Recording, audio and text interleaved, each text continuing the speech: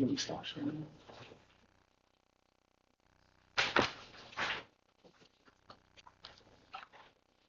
All right, Chair, we are ready to go when you are ready. Okay, thank you. It's about 9 o'clock right now. We can call the meeting to order. Thank you, all of you, for coming to the meeting. I know taking time out of your days to come here on your own voluntary time to participate. So thank you very much for doing that. We can have our roll call. Yeah. I'll call the roll. If you're here, just say present or here. Chair Kosaki. Here. Vice Chair Hanano. Here. Mr. Kushni. Here. Mr. Ignacio. Here. Mr. Inoue. Here. Mr. Perrin. Present. Mr. Porter. Present. Ms. Wolf is excused for now. We're expecting her shortly. And Mr. Rivara is excused. With that, Chair, you have a quorum. Thank you. Before we start, I just wanted to acknowledge the newest member of our commission, and it's Eric Inoue. Hi. Thank you. Welcome him back. Welcome in to our commission. He's taking District 4, I believe. Correct.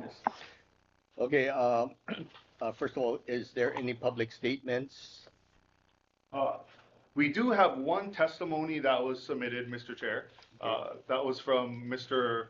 Michael Foster. Okay. I do not see Mr. Foster in the Zoom room. We do not have Mr. Foster signed up here, so that is the only piece of testimony that was submitted.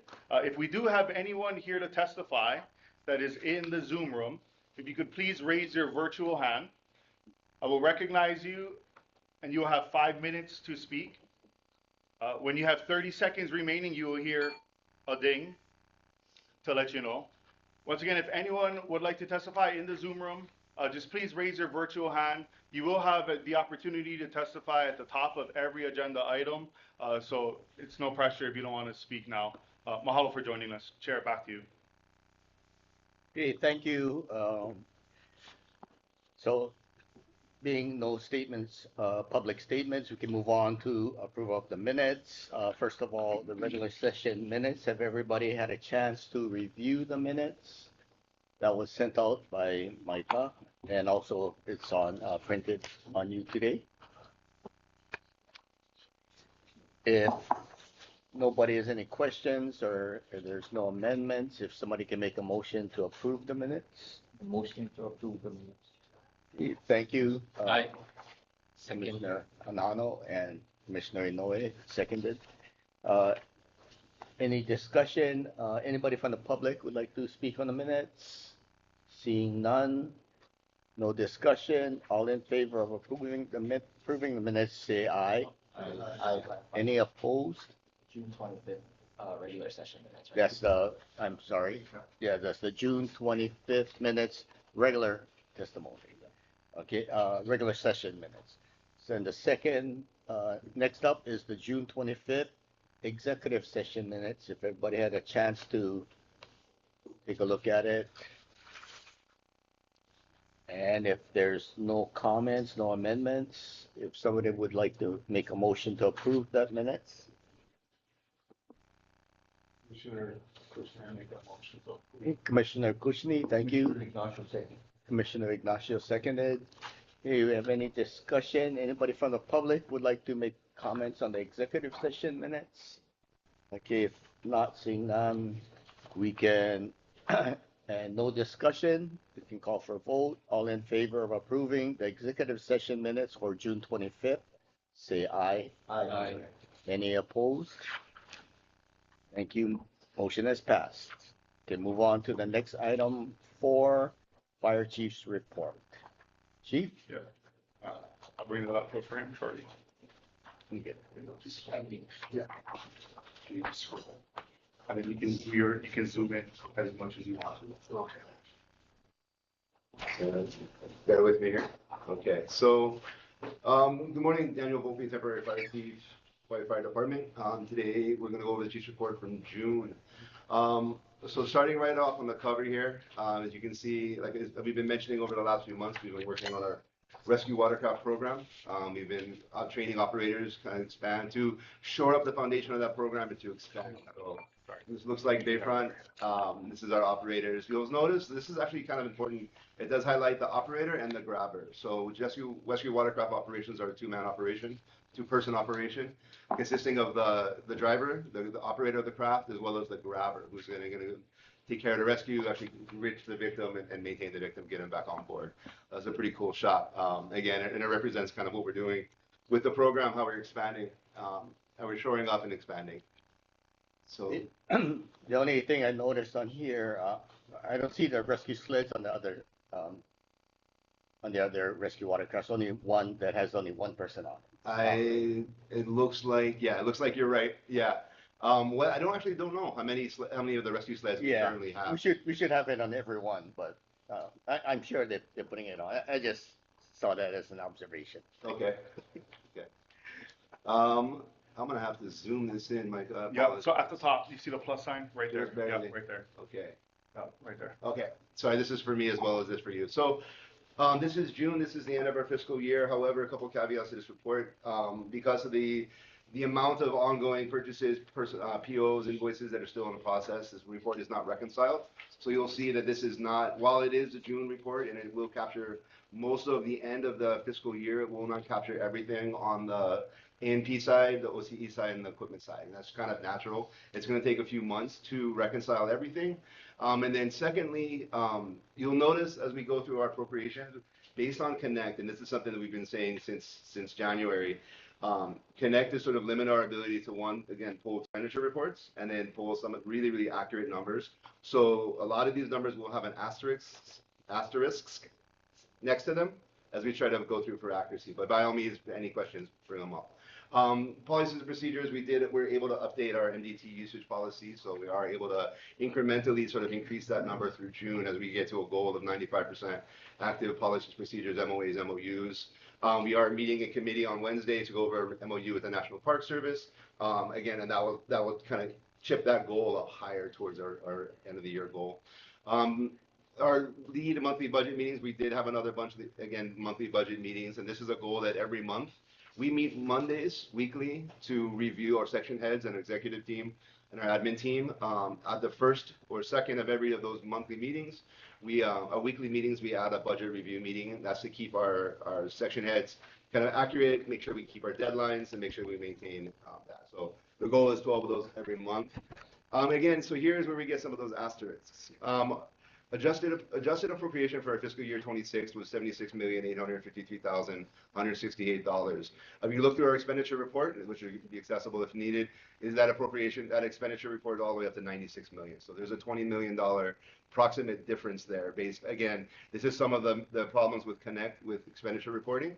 So that's where that off is. If you look at our year-to-date expenditures, however, as aligned with the budgeted fiscal year, we're at 100% spent, which is where we want to be. So that 79% is per Connect, that increased appropriation. The 100% for fiscal year 26 is where we actually are based on what we've tracked in our expenditures, kind of subtracting the inaccuracies from Connect. So that's actually, I'm really happy to see that number be right at 100% for the end of the fiscal. It's a little squirrely throughout from the early this year, not knowing exactly where we're at. So a lot more confidence there. Dollar value of the grants applied for, $630,000 just in June. Year to date, $7 million, which exceeded our goal for the fiscal year, and that's good. Like I said, we've last month, and I believe in May, we started for the first time a dedicated grant specialist through Human Resources Professional Trainee Program. So we now have somebody that is managing our AFGs, our CBDGs, our VFAs. They'll be working on the HIEMA, the disaster mitigation grants, the disaster recovery grants, and we should start to see a lot more consolidation of that effort and more accuracy. So the CBDG brush trucks are still out there. We're still waiting on arrival. Brush truck with the pump for Pahoa Fire Station has not come in yet. That's our 26 CBDG. The mobile compressor and tow unit for Pahala Fire Station, that should be coming in soon. And with an arrival of that compressor in Pahala, it allows us to sort of reevaluate where we go next. And we started to kind of planning on our respiratory spending for next year for this fiscal year. You'll notice that the hazard zone IDLH, that's our Calm the Chaos grant. That's a quarterly reporting, so we did not report on June for fourth quarter. We did, however, spend not another 200,000 in S&W that's not recorded there. In order to make sure that we expend everything, we've extended just a few months. And so we were able to work with FEMA on an extension of that grant. And what we found is that we sign everybody up, we make the dates, we plan everybody out, and then people can't always make it. So we end up with sick leaves, we end up with scheduled vacation or childcare issues, things of that nature. And so having the extension on the grant allows us the time to spend every penny, including the ability to kind of train people on duty and then backfill as needed. The Brush Truck 16 Bravo, that CBDG, that's the VFA for this year, a Volunteer Firefighter Assistance Grant that was completed. The bids went out. We do have an award awaiting delivery in this fiscal year. We're still waiting a delivery of the Surveyor Junior Lifeguard Tower. We'll see what that looks like. So this is where is that lifeguard tower supposed to be delivered? I believe that's for Leliivi. No, correct me. The new one just came from, I think we just got a new one for Leliivi. Yeah, Yeah. I saw it there. So Yeah. I was thinking, how come it's not spent yet? How, But this is a different one. no, it's went out to bid. I believe that, yeah, it is a different tower. I believe that has gone out to bid. We just haven't expected delivery yet. We haven't seen the delivery yet. So we don't pay until it's delivered, and then like we'll cut the checks. So where is this tower gonna be? The junior tower? I can find that out. That one I don't know right off the top of my head. But I'll get that to you before the end of the meeting. Okay. The 12 temporary safer firefighter positions, again, that's the safer grant that is not spent. We just completed recruitment. We're anticipating a recruit class in September. With that, we'll have the first 2 safer hires. As I mentioned, over the last few months, we had this kind of parallel hiring process with the temporary positions attached to the safer grant versus the permanent positions attached to county funding. This will be the first 2 positions. As we start paying those recruits, we should start to see some spending from that. Again, the goal is over the 3 years to hire 12. And it's going to be, those 12 are actually going to be critical as we move into a retirement season as sort of a placeholder, so to speak, to be able to account for retirements and the mystery of retirements, whether they're going to go in March or April or May or June, and as individuals decide to retire. We know they will, we know they're coming, we don't know when until they tell us. So having some of those positions is actually going to help us quite a bit. Fair share fund here, again, this is not really a grant. These are fair share funds that have been kind of earmarked for design of a maintenance shop. No allotment, the money is not in our budget, but it's kind of the money that's available to us once a permanent location has been decided on. So currently we're looking at 2 different plots of land in Hilo. Currently we're working with KMR and the Board of the BLNR, the Board of Land and Natural Resources, on approving our use of that facility within KMR to start the shop. Once we do get land identified and a funding source for construction identified, then we can spend this design money. But again, that's going to be some time off. It's not right away. Community paramedicine represents $3 million over the course of about a year right now. This is the state funding that comes from the state of Hawaii as an alternate rural healthcare initiative. Some federal funding that went to the state. Okay, sorry. I just looked at the back at the surveyor tower, and Yep. I see that it does say Leliivi Lifeguard Tower, but that's not I correct. see that, right? yeah. Okay.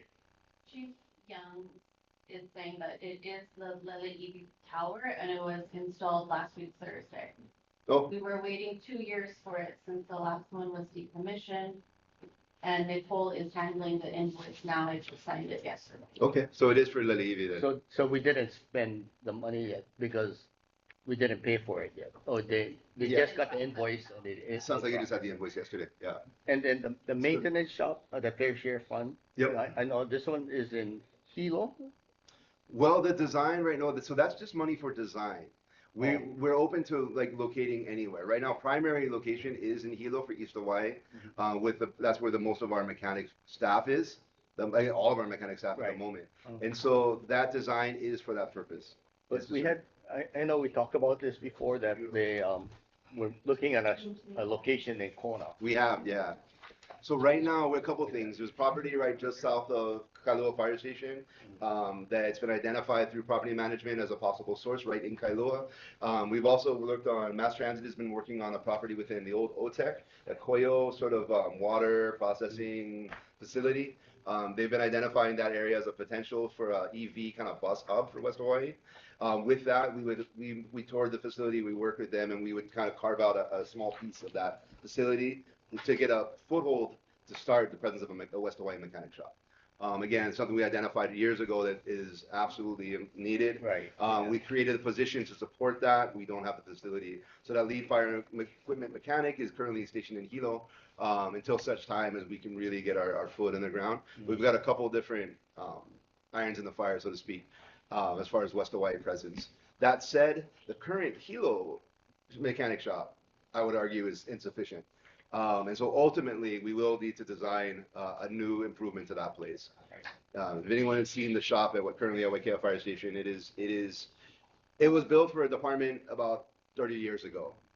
Right now, our mechanics maintain 275 vehicles, new vehicles in all the time, fire engines, ladder trucks, pickup trucks, X vehicles, light rescues, everything in between. And so that shop we need to expand that presence. Yeah, just looking at supporting the West Hawaii too, because for the 100%. longest time we needed help Yeah, out there. yeah. So, okay. Yeah, absolutely. And so we've got a couple. I'm really, really hoping to work with Mass Transit on that site. I think that's it's a very low cost for the fire department and a great opportunity to kind of get a foothold in West Hawaii. Community, like I mentioned, that's the community paramedicine grant. Our 2025 AFG and our 2025 FPNS. Those are the FEMA grants. Those go in every year. We apply for those grants. We did not apply for SAFER this year because we just got a SAFER grant, so that'll probably hold off for a year or two, and then we'll give it a shot again. The Human Resources Branch Report, efficient response to human resource queries, 100% of our goal of less than 2 days. And our Human Resources section has been working, like our fiscal section, kind of understaffed at the moment. So the fact that they're still able to get to our customers, get to our employees within less than 2 days is something I'm pretty proud of. Internal investigation completion time in days right now, with those do run long. Investigations sometimes are at the held managed by external investigators, which they kind of run their course. That said, that number was 11 just about a year ago, if you recall. We're down to 2. I'm pretty happy that we're able to, externally and internally, we're able to kind of keep getting through those and try to do the best we can for all of our employees. Maintain a vacancy rate of below 7%. We are high at the moment. This represents June. This number will go up. This number will go down in the July report. We had 15 recruits. We had a recruit graduation on Friday at Auntie Sally's. It was an amazing opportunity to just remember where we came from. There's nothing like standing in front of a group of recruits and just like, that was us. That was 20 years ago. We sat there with our families, terrified, excited, not knowing what's going to happen next. And to be able to address the crowd, having the mayor come and address the crowd, have HFFA represent themselves, and it was really a great event. So that said, those 15 are going out to the field. So that number will go down as we get 15 new firefighters, mostly West Hawaii. That's kind of where they're going to end up. So our vacancy rates this is annual for the year. This is the end of June. This will change. Fire administration, we are short at the moment. Again, HR is short, fiscal is short. We have some vacancies in our clerk section. We're going to keep moving through there. Our support services, generally, that's our dispatch section that gets kind of represented there as the bulk of the vacancies. Emergency operations EMS, that's our EMS vacancies as well as our fire vacancies out of our 381 positions. And then ocean safety vacancy rate out of a group of about 70 people.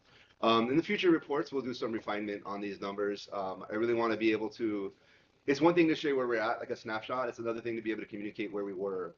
And so be able to see some contextual data over the course of months or maybe last year and some reference data, I think really does paint more of a narrative rather than like a single snapshot. But that's like everything else that's on the list of things to get to. So our recruitments just in the last month here, fire captains, fire EMS 2s, that's our paramedics, fire equipment operators, firefighter recruits are getting started hopefully in a month. Our SAFER recruits are starting, our fire EMS recruits are starting. Though all those 3 recruit classes will all be starting in the same recruit class, represent about 20 total people. Still waiting to see if we're going to get any DOT airport fire recruits this year or anybody from PTA, Fed Fire. Water safety officer 1 and 2, that recruitments are happening right now. Account clerks, I want to say we interviewed last week, so that'll be reported on in a month or 2. Office assistant 3, those are formerly our clerks, so forgive me if I call them our clerk staff. They are no longer our clerk staff. They are our office assistant 3 staff. Almost. And they're amazing. That's right. A human resources technician 1 and human resources assistant 1. So we filled the HR tech 1 and we're recruiting the assistant. So what that is for the first time in the history of our department, we will now have 4 people in our HR section. We went from 3, now we're at 4. And for a department, again, of about 650 employees, I think 4 is not quite enough, but 4 is definitely a lot better than 3. They do a ton of work, and we are very grateful for that. Chief, you know that the fire recruit conditional offers, you have one that's identified as paying through the SAFER grant. Yes. So how do you determine which recruits are going to be the regular fire recruits or the ones that are going to be paid with the SAFER grant? So good question. So we've kind of talked about it over the last few months, but it is murky. The SAFER grant is a temporary hire, right? Because there's no commitment to make them permanent. We had to recruit them temporarily as a temporary recruit and then as a temporary firefighter. Those are the first time in the history of our department as far as that goes. So then they have to take a separate application. So the way DHR rule set works is that if a candidate applies for a job, they need to know what job they're applying for. So that recruitment has to be very clear. This is a permanent position. This is a temporary position. This is this is the circumstances. And so once we received word that we were going to be awarded this grant, the Department of Human Resources carved out of our 60 temporary firefighter permanent temporary positions, they carved out 12 because that's what the grant paid for. Firefighter temp recruit SAFERs, clearly distinguish them from the rest of the group. We ran a recruitment for the parallel permanent firefighter, permanent recruitment, permanent position. We ran a parallel temporary recruit for a temporary firefighter for the SAFER funding.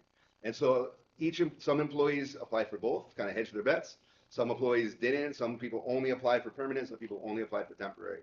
So out of all of those, they took the same written. They take the same physical agility test. They all get interviewed, but then they all get interviewed together, ranked together, and they're split up amongst their lists. Now, for those employees who are on both, they made it to the point where we're going to offer a conditional, they select. So somebody can select, you're on a permanent list or the temporary list. And often they select the permanent list. For those who only selected the temporary, they can say yes, they'll say take the temporary list. And so for those, so that's how we're able to segregate them through the recruitment process, inclusive of their start dates to manage seniority issues that will come up in time. And then furthermore, where they will end up, those 12 SAFER positions exist at Station 16 Waikoloa, Station 20 Ocean View, 11 Pahala, and 18 Paradise Park. With the additions of the brand new captains at the Waikoloa, we moved the firefighter to 18 as an attempt to get the first time in the history of our department, get every engine with 3 firefighters. So that was a big move. So once these firefighters come through the temporary process, they get qualified, they'll go to one of those 12 temporary positions. At some point, as vacancies occur, they'll then be able to apply for an internal recruitment to a permanent position, and they can transition into permanent. Is that long answer, Yeah. short question? Yeah. Okay, thank you. Yeah.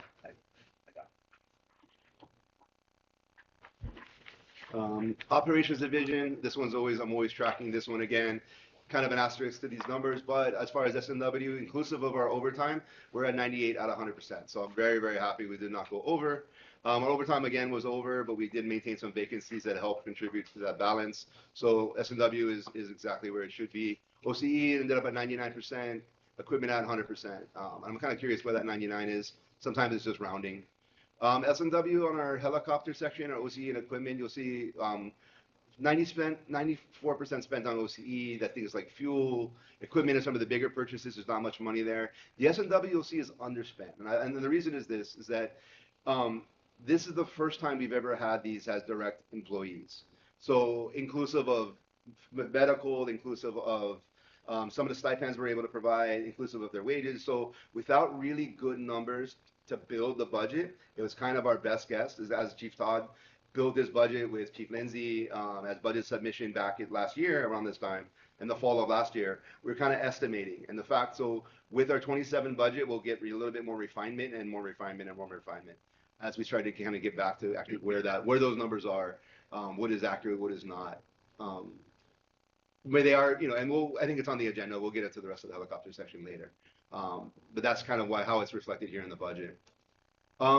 program budget objective, 95% of all assigned training completed. Again, those numbers are very low. And I actually, coming off the last commission, I really wanted to understand why are we so low? A lot of this does have to do with our reporting on Target Solutions, which is our tracking software. It has to do with self-assigned. It has to do with department assigning work. It has to do with not everybody's a paramedic, but everybody will get paramedic assignments. And so those assignments they're not actually required to do. So some of those assignments aren't, so they won't do those assignments. So they end up unfinished. So a lot of that is actually contribute to some really misleading information here, right? And I recognize very clearly that this goes out to the public, and the public can understand, and they don't see the nuance.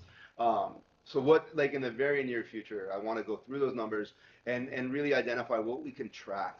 Sometimes we have a goal of a metric that makes sense in our head as a way, like this is an important metric to measure progress and standard. And then we go back, so we develop the metric, but we don't always have the systems in place to track that metric.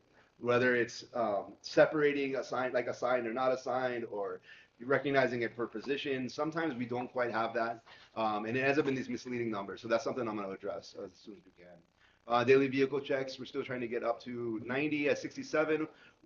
You've been watching this over the last few months. We've gone up and up and up. Unfortunately, sometimes it takes something tragic to really get some movement. But with improvements to the fireworks system, with improvements to the Wi-Fi at the stations, and just our guys really kind of, stepping up, that numbers are coming up and up, which is good. Yeah, I think that's important. Well, first for the training, you talk about the nuances and the reason why it's low, but I think, we should get it more accurate because like you said, public and, even us looking at it, how can you have such a low number? And the next one is the daily vehicle checks. I mean, 57%, you mean, you're looking at it at face value, you're saying, we're only checking half the vehicles, or we're doing half of the checks? And which, in the event that you have an accident, like the one in Pahala or something, you question, like, was that vehicle checked in the morning? Did you check the tire? So things like that. We can do it all day long. If you don't document it, it didn't happen. There's no way around it. And so, like I said, for me as a fire chief right now, my goal, I have two jobs. One job is to make sure everybody is safe and comes home at the end of the day to their shift. And job two is to make sure we don't get sued into oblivion and to protect the county, protect the department. And so this piece right here is how I can do, where we can do a better job of protecting the county from exposure and recognizing that, we do need to make sure that we are documenting everything. I think both work together. Absolutely, they do. Absolutely. Our average turnout time again is at 2 minutes. We're trying to get that time under, and that's obviously too. That does not separate when responses from the station. That does not separate responses while on the road. That does not, if you're on another call and you get toned out to a second call or a third call and you're not even back to the station. So there is some again, it's just an example of some of the metrics that were great on paper, but we don't really have the systems to accurately track them. And so it's something that we'll have to fix in the near future. 99% report completion time within 10 days. That is 100% something we control and we can track, and that is exceptional. I remember a time in the department where it was not uncommon for the battalion chief at the end of the month to have 100 charts to finish and complete and go through. The fact that they're getting done every day means that does not happen anymore, which is good. Total calls for service in calendar year. So 44 fires in June, 1,900 EMS calls, 600 others, 2,600 calls in the month. That is measuring this entire amount. So we're looking at about 31,200 calls for 2026, which is just marginally greater than 2025. And we'll get the real numbers here soon. We can actually track everything down. Program measures, we're still trying to get those turnout times again from fire and EMS down. Our average response time, same thing. Those percentages are going up, I'm happy to say, but they're still not where we need them to be. I'd like those times to get closer to 100% within less than 9 minutes. Call types, just wildland calls, 60 acres burned. This does not reflect the fire in Waikoloa in July. Next month's report will have that. Structure fires, property, so just the two. Contents lost versus saved, 38 other fires, and then contents lost and saved. And again, these are sort of estimates. Special operations, you mentioned OC and equipment budget was 100% spent on both sections. Aircraft operational uptime is greater than 90%. We are at 94% for the month of June.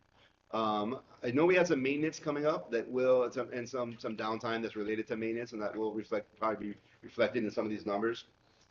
Review and update SOGs within cycle. That's another one. That's a big, long project. Anything that says policy on it just means time, right? But critically important, really foundational. And with the aviation section, a lot of what we're doing is foundational right now. Hashtag courses, again, we talked about this over the last couple of months. Proficiency training hours at rescue, proficiency training hours at hazmat. Then and that does include the recruits as well as the recurrency training, trying to figure out the best way to separate those out, to identify what is recruit training, what is incumbent training, and to really, really go through that better. Look at some of our highlights. I'm gonna have to zoom this in one more time. Let's see, aviation. So this was on the second. Chopper 1, Company 8, Company 2, we responded to Waimanu for reported persons trapped by high water in Waimanu Valley. 3 extricated out of the valley by the chopper. On the second, Company 2, this is Chopper 2, Company 15, Company 7 responded to the bay, watercraft in distress. They found a jet ski with 2 partners on board, 200 yards off the coastline. Let's say a nearby boat was able to kind of bring that one in. That's good. You'll see Chopper 1, C1 is Chopper 1, C2 is Chopper 2, right? And for those of you, this is a reminder, Chopper 1 is our primary rescue helicopter that's located in East Hawaii at Waikia Fire Station. Chopper 2 is our primarily medical helicopter that does medical transports from the scene to the hospital. It does, again, over the last few months, recently we've been able to give it some real rescue capacity. And so that's kind of why that's there, and that's why you'll see Chopper 2 responding on rescue calls and making a meaningful difference. Rescue Company 7, Company 12 responded to the area of Banians and Kailua, swimmer in distress. FRS went from the shoreline and assisted the victim to shore. That's awesome. Kind of like what a lifeguard would do if this was a guarded area. 6 personnel from our rescue companies attended the floodwater technician training by Code 3 Rescue in Chico, California. So that's a Swiftwater program. Swiftwater is things like rivers, culverts. Anytime the rain picks up, it happens in Ka'u, it crosses island, it happens in Hilo. What we've never really had is a foundational distinction between Swiftwater operations, Swiftwater technician, Swiftwater awareness. And so by we sent these people up to Chico where the conditions are right to really fundamentally develop this program. They're bringing it back from that core group of technicians. We develop instructors. We're bringing the company back here to begin an awareness training. The members of that cadre will get qualified as instructors, and the goal is to then develop a Swiftwater, similar to our aquatics competence certificate, where there's an operation level and an awareness level. So this will let engine people who are non-rescue get to an awareness level. It's just about getting the right training, the right equipment, and giving them something to hopefully make a difference. So what, must have missed it, but what you said that we never had a Swiftwater program in rescue? We've had versions of that. I know we did send people off that got trained. What we didn't have was a departmental wide awareness program. And so the issue with, and so our rescue specialists have always been trained to Swiftwater. They've always been good at that. But foundationally, over the last couple of years, especially with the training BC, Chief Springer, and the push towards really foundationally developing training programs that can maintain consistency. Though we recognize that we don't have a departmental awareness program. Statistically, if you look at where the greatest number of these Swiftwater events happen, I mean, Hilo with Bowling Pots area, the rivers for sure, but we have Swiftwater emergencies in District 5, up in the Fern Acres. We have them in Ka'u regularly. The rescue company will take an hour and a half to get to Ka'u, at least, minimum. Rescue company will take an hour to get up to Hamakua Coast, right? So giving our personnel who will be there first some awareness training with some equipment to match, like led by the rescue personnel who are coming from the operations piece, really allows us to expand that level of service. You know, firefighters are mission driven. If you give us a problem, we want to solve it, whether we have, and sometimes to our detriment, right? We don't always have the right equipment, the right training, but we're going to go. And so my job is to make sure that when they go, they have what they need. And that's what this is about. It's about really expanding that program. Okay, thank you. Sure. What else? So a tactical chemistry for emergency responders, scheduled by training, 36 personnel slated to attend the course over the 3 separate 8-hour blocks. So this is incumbent level, hazmat specific training. I am not a chemist. I'm not a hazmat. I did not attend this class. But again, this is an effort from training and our special ops to, again, focus not just on the recruits, but focus on the incumbents and really, and something from a hazardous materials focus that's not just our normal HAZWOPER, that's not our normal recurrency training that we just required. This is really getting out of the box and trying to see what else is out there. What else can we provide for our personnel? So that I'm pretty happy with that class. This is the second year we've done this class. Only for the techs. Correct, only for the techs. Yeah. And so like the reason there's so many personnel is because we've been running these tech classes, right? Our goal has been to try to get as many techs as possible to give that redundancy. We know that in the case of a true hazmat emergency, even if we pull both hazardous materials companies to that incident, it's still short. So we want this sort of this redundancy and this force multiplier of techs around the engine companies to really support that. Ocean safety, S&W, we're at 94% spent. That represents some of the vacancies. I think right now we're operating at about 7 vacancies within the WSO2s. OCE is at 100% spent, equipment's at 100% spent. I will say for Chief Young, this is basically the first fiscal year he's completed, he's done an incredible job to really wrap his head around something that I still am learning to really manage the section. He has some big shoes to fill. He definitely, he was following a path that was set, but he's done an incredible job this year. Beach visitors, 2026, I mean, over 2 million, 2.3 million visitors, 419,000 visitors in just the month of June. 300 preventable actions, 228 medical aids, major events 6, and then rescues 46. So, I mean, it bears repeating, our ocean safety personnel are constantly busy. They make a huge difference. Program budget objectives. This year we started with a goal of certifying getting more than 9 certified rescue watercraft operators. Finally, I'm very happy to report that we have 12. Finally. It took some time, and as things do, right? As things in the county do take time. People need this. If you recall, we had to do about 3 versions of the test to get enough people to pass. Each version takes 6 weeks to develop, train, schedule. But with 12 now, we got there. Again, it's like anything, and sometimes in the county, things can feel like they take forever and ever and ever and ever, but when it's done, and then we move forward. And so the only way we guarantee that nothing happens is we stop trying. So we don't stop, we just keep moving forward, and here we are. Very happy to say we got 12. That said, we've only had 77% of our towers staffed that month. So there may have been some trade-off there during the training portions itself. That number should go back up. I can kind of do a little bit deeper dive. Updated policies and procedures, no data right now within that as far as how many of those policies and procedures have been updated and revised. Is there any plan to expand the program? There is. Currently, we want to shore up the foundation we have.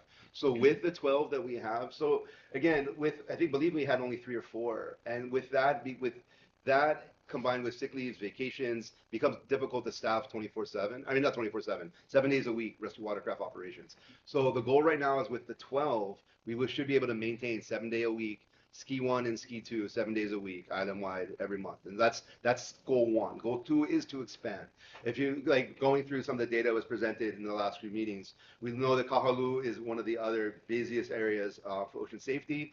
To bring a ski down to Kona, have a Ski 3 is our next step. That said, we'll need a few positions. Right now, current position count at that beach won't support us jet ski. The goal is to work through mid-year kind of budget cycle, identify positions, identify some funding, and hopefully shore up those 2 positions. And with that, we can expand the rescue watercraft program there. Do you have a plan for our next watercraft operator class? Brad is working on it as we speak. Right now, we're shoring up the boating portion. Had some challenges with the Coast Guard and the boating course. As far as when we can do it again and when next time. And the other thing is that I think on the fire side of special operations, we don't really have a sufficient kind of boatsmanship course for our rescue boat operators. So what I want to do is, as we identify the need for those rescue watercraft operators, make sure that we can also bring in our rescue specialists to give them that boat course. I know that's something that's been asked every time I go to a fire station, especially from a former Coast Guard member. He's very, very interested in our boat safety program, or lack thereof. Is that Kimo? What's that? Is that Kimo Wilson? No. He's retired. He's been retired. He's been retired for a couple years now. Okay. Yeah, because the auxiliary Coast Guard used to do the Mhm. boat class, yes. Yeah, and I can't speak with 100% certainty, but I know Chief Young has mentioned there's been some challenges kind of getting that course. Yeah. We want to make sure though, once we hit our, we want to support the rescue watercraft program, but I really want to make sure that we don't miss an opportunity to train our rescue specialists also. Thank you. Yep. So Not, okay, sorry, that training and rescue specialist, not on the jet skis, right? no, not jet skis. Yeah, okay. Okay, Yeah, just- so our that is ocean safety, that's BU 15. I don't think BU 15 would be very Yeah, happy. just wanted to clarify. Yes, BU 11, a fire rescue specialists do operate the boats, the rescue boats, however. We want to make sure they're trained up as well. EMS, we are at 95% spent, S&W, inclusive of overtime, it's still pretty remarkable, but this comes with anywhere from a rotating about 7 to 11, back to 9 vacancies within our FMS2 position, so through the course of the year. So we're still operating at just under 20% vacancy rate. With that comes overtime, double time, and the like, and with that, we still were able to stay on just under 100%, which is good. OCE and equipment is just almost 100% spent. And this will take some reconciliation. These numbers are big. The state manages it as a giant section. So as we take over the course of a couple of years, with some reconciliation of the budget, we should get better there. Unfortunately, no ROSC in June.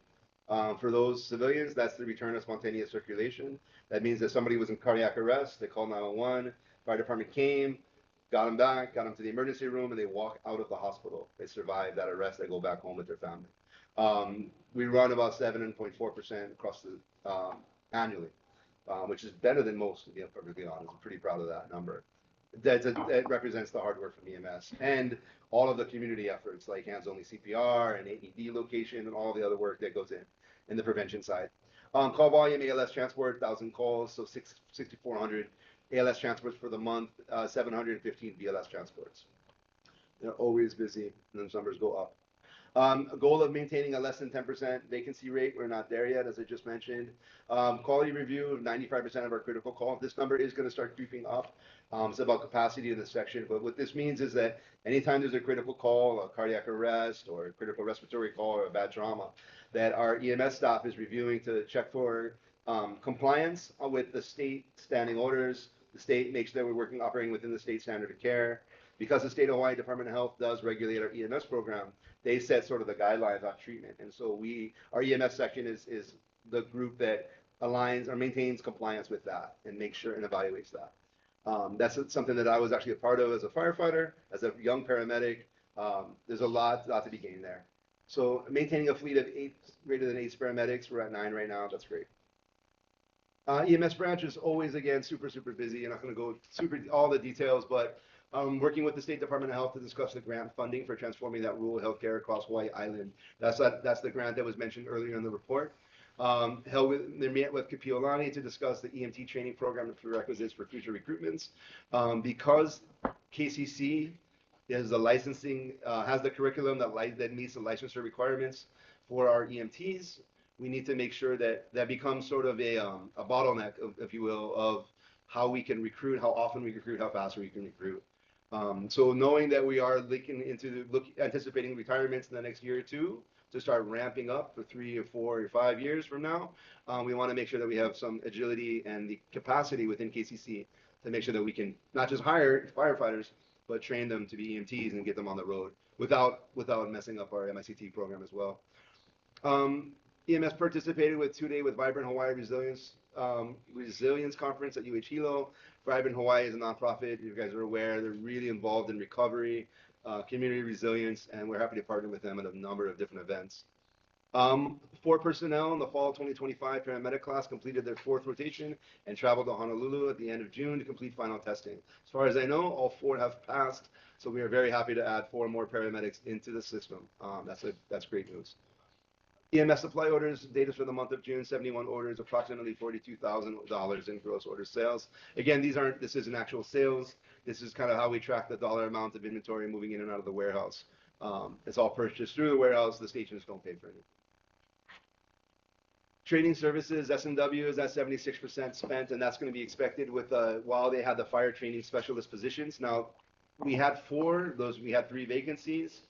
We maintained 3 vacancies. Recently, we reallocated that section. We removed reallocated 2 of those positions into fire captains. So with the addition of, with that change, we'll have 2 more fire captains in training. We'll be filling those positions in the next 2 months. That's not new additions. That's not new budget. That's reallocating existing budget. So we're able to build capacity in the section without having to ask for new money, which is good. OC and equipment spent is there. Our equipment spent is a little bit under. Again, last minute, as we're getting towards the end of the fiscal, a lot of POs were pushed, a lot of things went out to bid. So with some this should also go up as we get closer to reconciliation. Like I mentioned, firefighter 15 recruits graduated, firefighter 1 and 2, completed wildland training and driver training. So we're pushing out 15 qualified firefighters should reallocate from firefighter recruit to firefighter August 1st. So just a few days from now. They're out on the road, learning how to live in the real life, get out of the nest. Professional development, we sent 11 person to an event. The goal is to get 50 every year. That's something that definitely has been highlighted as an objective for this year and next. Incident command training is our Calm the Chaos, how the people were able to move in through June. Structural firefighting training, this is our engine company operations, so we didn't have anybody in June. Wildland firefighting training, 2 personnel completed a program. The goal is for our structural firefighting training is our engine ops. That's a goal of 75 personnel a year. So that becomes we have to identify, really identify persistent funding for that initiative to generally, and that's part of as Chief Springer starts to build his annual training plan to make sure that we kind of earmark funding in time for that program. Right now, we do not have a really consistent stream for a regular wildland firefighting training program. We do partner with NWCG, some of the National Wildfire Coordinating Groups, meeting some of their standards. We do look for alternative funding, and we currently work with PTA, but that's something that we want to make sure that we have enough, something that we pursue every year. Highlights within the training section, 13 personnel attended Pain Behind the Badge, winning the battle hosted by HPD. Topics included depression, PTSD, suicide prevention, and additional topics related to mental health and resilience of emergency responders. This was a training that was put on by the Friends of First Responders, who sort of hosted and brought it here. We encourage our personnel every opportunity we get to get them to these types of trainings. These calls happen when you least expect it. The trauma is very real, and so that's something that we continue to our training section. In addition to hose, volume, command, movement, wildland, making sure that we don't miss the mental health side of things from a formalized departmental approach. Work with again Chief Lindsay to send the rescue personnel up to that Code 3 swift water training. The 54th recruits completed the 3 weeks of aircraft rescue firefighting at the airport in the instruction of Kaimi Morris. The course culminated in a Class B liquid fuel fire exercise at Ellison Onizuka International Airport. So if you're in Kona on that day and you look by the airport, you're going to see a huge black plume of smoke. The Kona Airport maintains a fuel fire training area. They light it up, we put it out. They light it up again, and we put it out. And we get a number of calls, but it's pretty spectacular when you're there in real life and you're watching it. And then we send 5 personnel to a 4-day RIT teams training. That was up at Indiana through the Fire Department Training Network. We are still building our RIT program. Again, something that's been sort of piecemeal, company-led, trying to take, and not really backed by real formal SOGs. But these things happen when we least expect it, and so to be prepared for that. For those of you, RIT is Rapid Intervention Training. These are for down firefighters. So this is we go into an interior attack, something happens, the building collapses, somebody runs out of air, gets disoriented. The RIT team is the team that's going to go in there with some specialized equipment and training and go rescue that down firefighter. Again, something that, like our swift water, like our boat training, like a number of programs that is really long overdue for a formalized departmental approach. Volunteer services section, S&W 100% or 97% spent. That's interesting because we only have the 2. That's I'll have to double check that. We only have the two individuals through that section. That's their pay. OC and equipment 94 and 95% spent. So we'll have to figure it out. Hopefully with some reconciliation, those numbers will come up. Added 2 more volunteers in June, so 125 total. That program, if you notice, month after month, it has been growing. We are adding more volunteer personnel. Volunteer, again, it's a whole department within the department.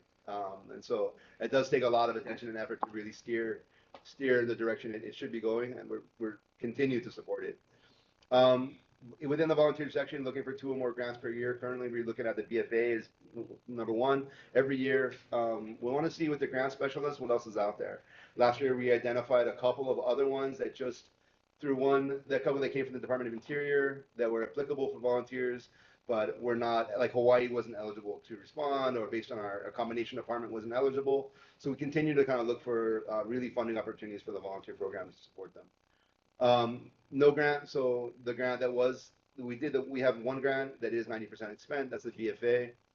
Compliance of online training for volunteers, nothing in June. Again, this is one we struggle with. This is another metric that makes sense on paper. We have an opportunity to train volunteers online through Target Solutions. What it should be that we get at least 3/4 of our volunteers to complete that training.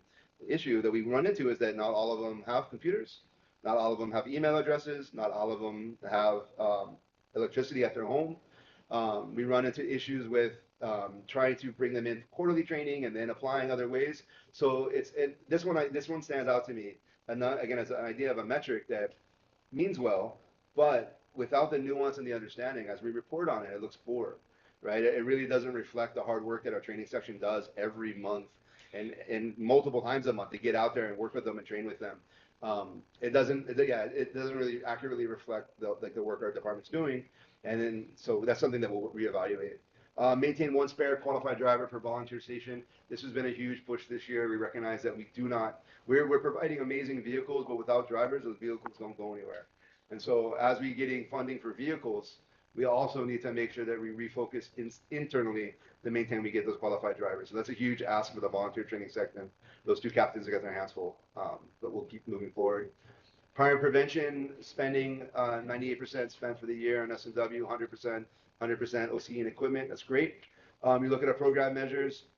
Again, these are new measures, so there's no comparable numbers from last year.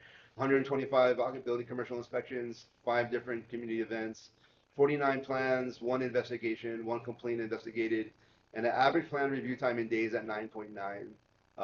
The goal, I believe, is 14 days for that, and we're right on track. We're actually, looks like about 30% better than our goal. Public ed a minimum to a month. That's one of the really strong points of what our prevention section is able to do, is interact with the public. It's super important. CFIT designation for 2 personnel. That is a fire investigator certification. As we did have 1 retirement early in the year, we do seek to continue to really qualify our personnel to do origin and cause investigations in the structured environment. In fact, we're actually, through the State Fire Marshal's office, we're pushing for origin and cause in the wildland environment, which is something that's kind of been identified statewide as a deficiency. So actually, that should be good. I know the State Fire Marshal is very interested in leading that across the state. EPR property list input, more than 60 updates a month. What that means, EPR Fireworks is our kind of our database where our rosters are, our incidents are located, our daily rosters, as well as our pre-plans. As a fire company is going to get a call, say at 7-Eleven, you would like to know what's in 7-Eleven before you go on that call. So where's the freezer, where's the exit, where's the extinguisher, where's the stuff in commercial properties. So in order to get those properties into the system so that the fire captain can pull them up on his MDT en route to the call, takes the work of going to it, getting information, getting it drawn, getting it into the system. Prevention has taken on that task, and it's a big one. Chief, relating to that, how do you guys handle the tier 2 reports? I mean, is that inputted into your pre-plans? That's a great question. I know the tier 2, I can't actually speak to that. I know some of the tier 2 report data does come into fire admin. Fire admin has historically sent it out to the operations BCs. Operations BCs that then have that information available as part of their incident planning. The goal ultimately would be to include that information in the same series of layers on the maps that is on our MDTs. So currently, as any captain on a fire engine, they sit at the front seat, they'll open up their laptop, and that laptop will go to the spillman, they'll see live call comments, they'll be able to do the routing to get there, and they'll be able to pull up the map. On the map, we'll have I believe some of that tier 2 reporting is already in the system, and some of it needs to come back up. But that is the goal, to get those reports right on scene. And just for the commission to understand what a tier 2 report is, I don't know if you all heard of it, but tier 2 report is just a summary of chemicals, hazardous materials chemicals that companies that have have a minimum quantity of these chemicals is required to submit to the State Department of Health, and also they're required to submit it to the fire department and the local emergency planning committee.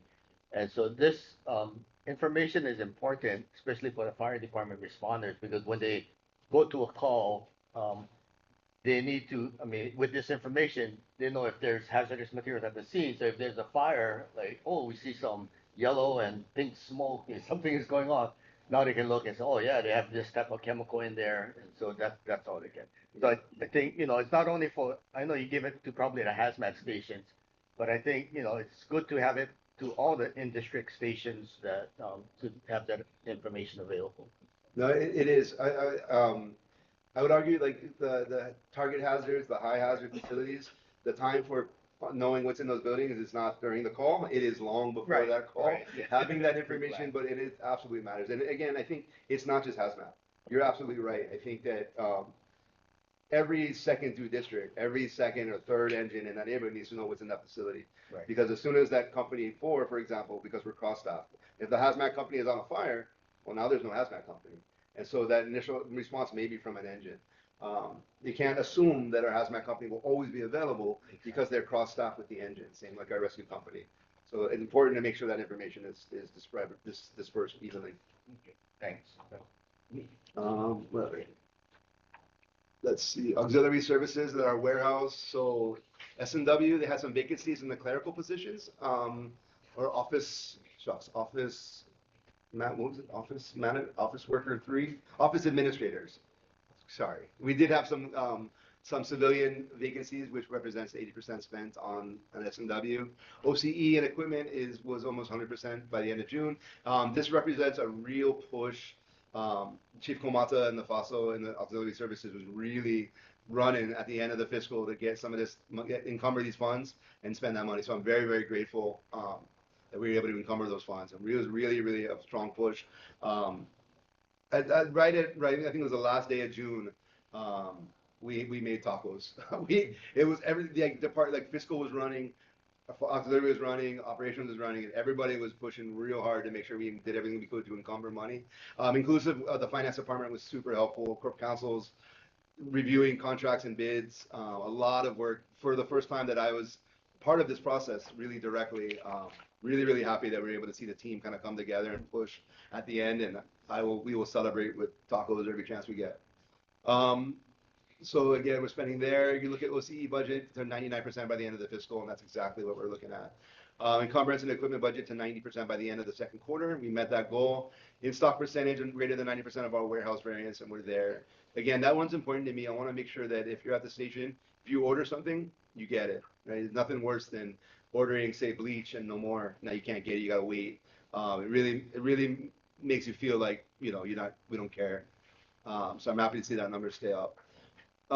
Highlights within the auxiliary services branch: successfully concluded the fiscal year, progress on all core responsibilities, completed the budget, and auxiliary staff thanks everybody for their help on another successful end of the fiscal year inventory. County inventory has been, so at the end of the fiscal, every county department has to document our inventory. These are large items, large purchases, fire engines, desks, computers, AC units, surfboards, and everything you can imagine, right? For a department our size, we're talking about thousands and thousands and thousands of items spread across 4,000 square miles, 12 stations, 3 divisions. It's a huge undertaking. We did it all online. We created our IT section with finance, was able to help create some systems that help track inventory at the station levels throughout the year. Some of the changes we made throughout the year, we were able to get this project done, and we were able to submit probably the most completed inventory we've seen in the last number of years. Super, super happy with auxiliary services and the support services division as a whole. Vehicle maintenance section, again, S&W 100%, OCE and equipment both at 100% for the year. So last year, year to date, 2,426 calls for repairs, 411 service calls, 128 contracted work or tolls, and 134 inspections. This is for a team of 7. They are constantly busy with a facility that does not meet the needs of the section. They do a lot with a little. They're really, really proud of that team. And log 100% of our vehicle work orders into EPR Fireworks. No data yet. That's something we'll start tracking next year. Emergency communications, S&W, again, this is generally the source of the highest number of vacancies as a percentage of the department. So we right now have, now Chief Domingo will correct me if I'm wrong, but I believe we have 11 dispatchers right now. We have 4 fire captains that are in this section. We've been able to see that kind of level of staffing hopefully go up. We just had, I want to say tentatively about 17, 18 people signed up for the next recruitment. That number should go up in the next couple of weeks. We'll pull another recruit class in and we continue to try to staff our dispatch section.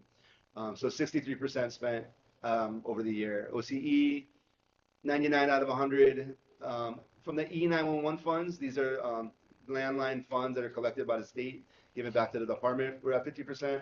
For OCE, I'm kind of curious why. And our equipment budget is much higher than that. So those are things like software, consoles, computers, things like that within the dispatch section. In June, 2,526 calls for service for 911, average duration of 224. 88% of them were answered in less than 10 seconds. That's good. 2,100 calls non-emergency. That's just phone calls. So that section and those 2 to 3 people a day or per shift manage 4,600 calls in the course of the month. EMD protocol compliance, 70% are graded. We are at 80% for June. Again, as this number goes up, this number starts to unlock some potential within the section. I'm really, really happy to see that go up. 90% of 911 calls answered in less than 10 seconds. Again, that's a baseline metric. Average time to process 911 calls, less than 180 seconds. Now, again, this is where, as over the course of months, I've been reporting on this number and saying, why is it so high? Why is it so high? What's going on? And ultimately, what this does, again, like some of our other metrics that they make sense on paper, but this does not differentiate. Not everybody who calls 911 is very easy to talk to. And so sometimes there'll be somebody who's difficult, language barriers, hangs up, calls back, hangs up, really, really hard time. And so without the ability, this kind of captures everything. Captures every interaction with a dispatcher, with a patient, with a caller, and every time. And it doesn't really, I'd like to be able to dial in on these numbers a little bit better and really get a clear picture of what's happening, what kind of call it is. Time to call from call to dispatch is how soon they actually get the units out. We're trying to get, again, this is everything from the uncooperative callers to the cardiac arrest. And so everything in between. So sometimes it does take a little bit longer. Another metric that as we move forward, I want to keep dialing in. Yes, ma'am. Commissioner Wolf. How do you keep track of that? How do we keep track? So these come from metrics that are just, these metrics come from the software. That in the dispatching software, this basically produces times from when the calls come in, when the calls go out. E911 manages and collects a ton of data. That data is then given back to the sections and we pull from there. Thank you. Sure. Any questions like specific to dispatch? Chief Domingo is absolutely the subject matter expert. Yeah, there's the non-emergency calls of the year. We have like almost half the calls is non-emergency. You ever thought about, or I know you've been adding some clerks and things. I mean, people that you say come into the department as a temporary hire or something like that. But I don't know if you ever thought about having like an admin assistant or clerk sitting there just to help answer the phones? Absolutely. I think if Chief Domingo could, I think she absolutely would. As a call taker, we do get into some BU stuff. BU3, BU4, supervision, that type of thing. Creation of a new position. I think currently the goal is HGA. They would be HGA. I think creation of a new position would focus our recruitment on filling the existing dispatcher vacancies. We do have a clerk that is being recruited for dispatch, but that's going to be I believe is moving back to, I'm sorry, that will be a clerk that's currently being recruited for dispatch that'll help with some of the clerical duties. Whether that person gets trained to take a call or not is another story, another question. We're always looking for different options. I've learned in the last couple of years, I've learned a lot more about contract hires, what we can contract. It all comes down to funding, though. Like, so whether we go 89-day contract, whether we go a 19-hour contract, whether we go kind of part-time, whether we go to say a office assistant 3 pay scale, all of that requires funding stream first. So whether, and the E911 provides that state funding, I'm not sure if they pay for positions or not. We'd have to identify a funding source, but I think absolutely having somebody just there to just take the call. I think often though, we don't know, when a call comes into 911, we don't know what it is. We don't know if it's an emergency. We don't know if it's a non-emergency. Yeah, not answering the Yeah. 911 calls, I mean, but just a telephone. The a regular non-emergency business line. call. Yeah, because I think this is non-emergency is just. That's just right up to the business line. Yeah. Right, yeah, so, I mean, somebody just to answer phone, Yeah, no, that would actually take some of that, it would take some of that burden off the existing I dispatchers. think so a lot, yeah. Yeah, for sure. Okay, thanks. Let's see where we are. Snapshots and stories. So that's it for our kind of budgetary review and program budget review. Snapshots and stories. Clearly, Iki educated a patient with allergic reaction from the middle of the crater. Seems like a terrible place to get sick. Call came in as a person with an allergic reaction near the lava tube and then changed and verified they were in the middle of the crater, about 2 miles down the trail. Volcano Company 19 was able to help Chopper 1 extricate that person and treated and transported to the Hilo Benioff Medical Center. The park rangers are also a partner up there. National Park does maintain a fleet of rangers who do kind of everything. They do law enforcement, they do rescue, they do medical, they traffic stops and everything in between. So we partner with them. I'm pretty sure they are part of that incident as well. Evacuated another person from Waipio Valley. That person was transported to North Hawaii with the crew. Residential structure fire in Kalakai Boulevard, District 10. Let's see, 1,400 square foot structure fully involved, fire extinguisher, defensive attack overhauled, nobody home, so that's good. Residential structure fire, what is that?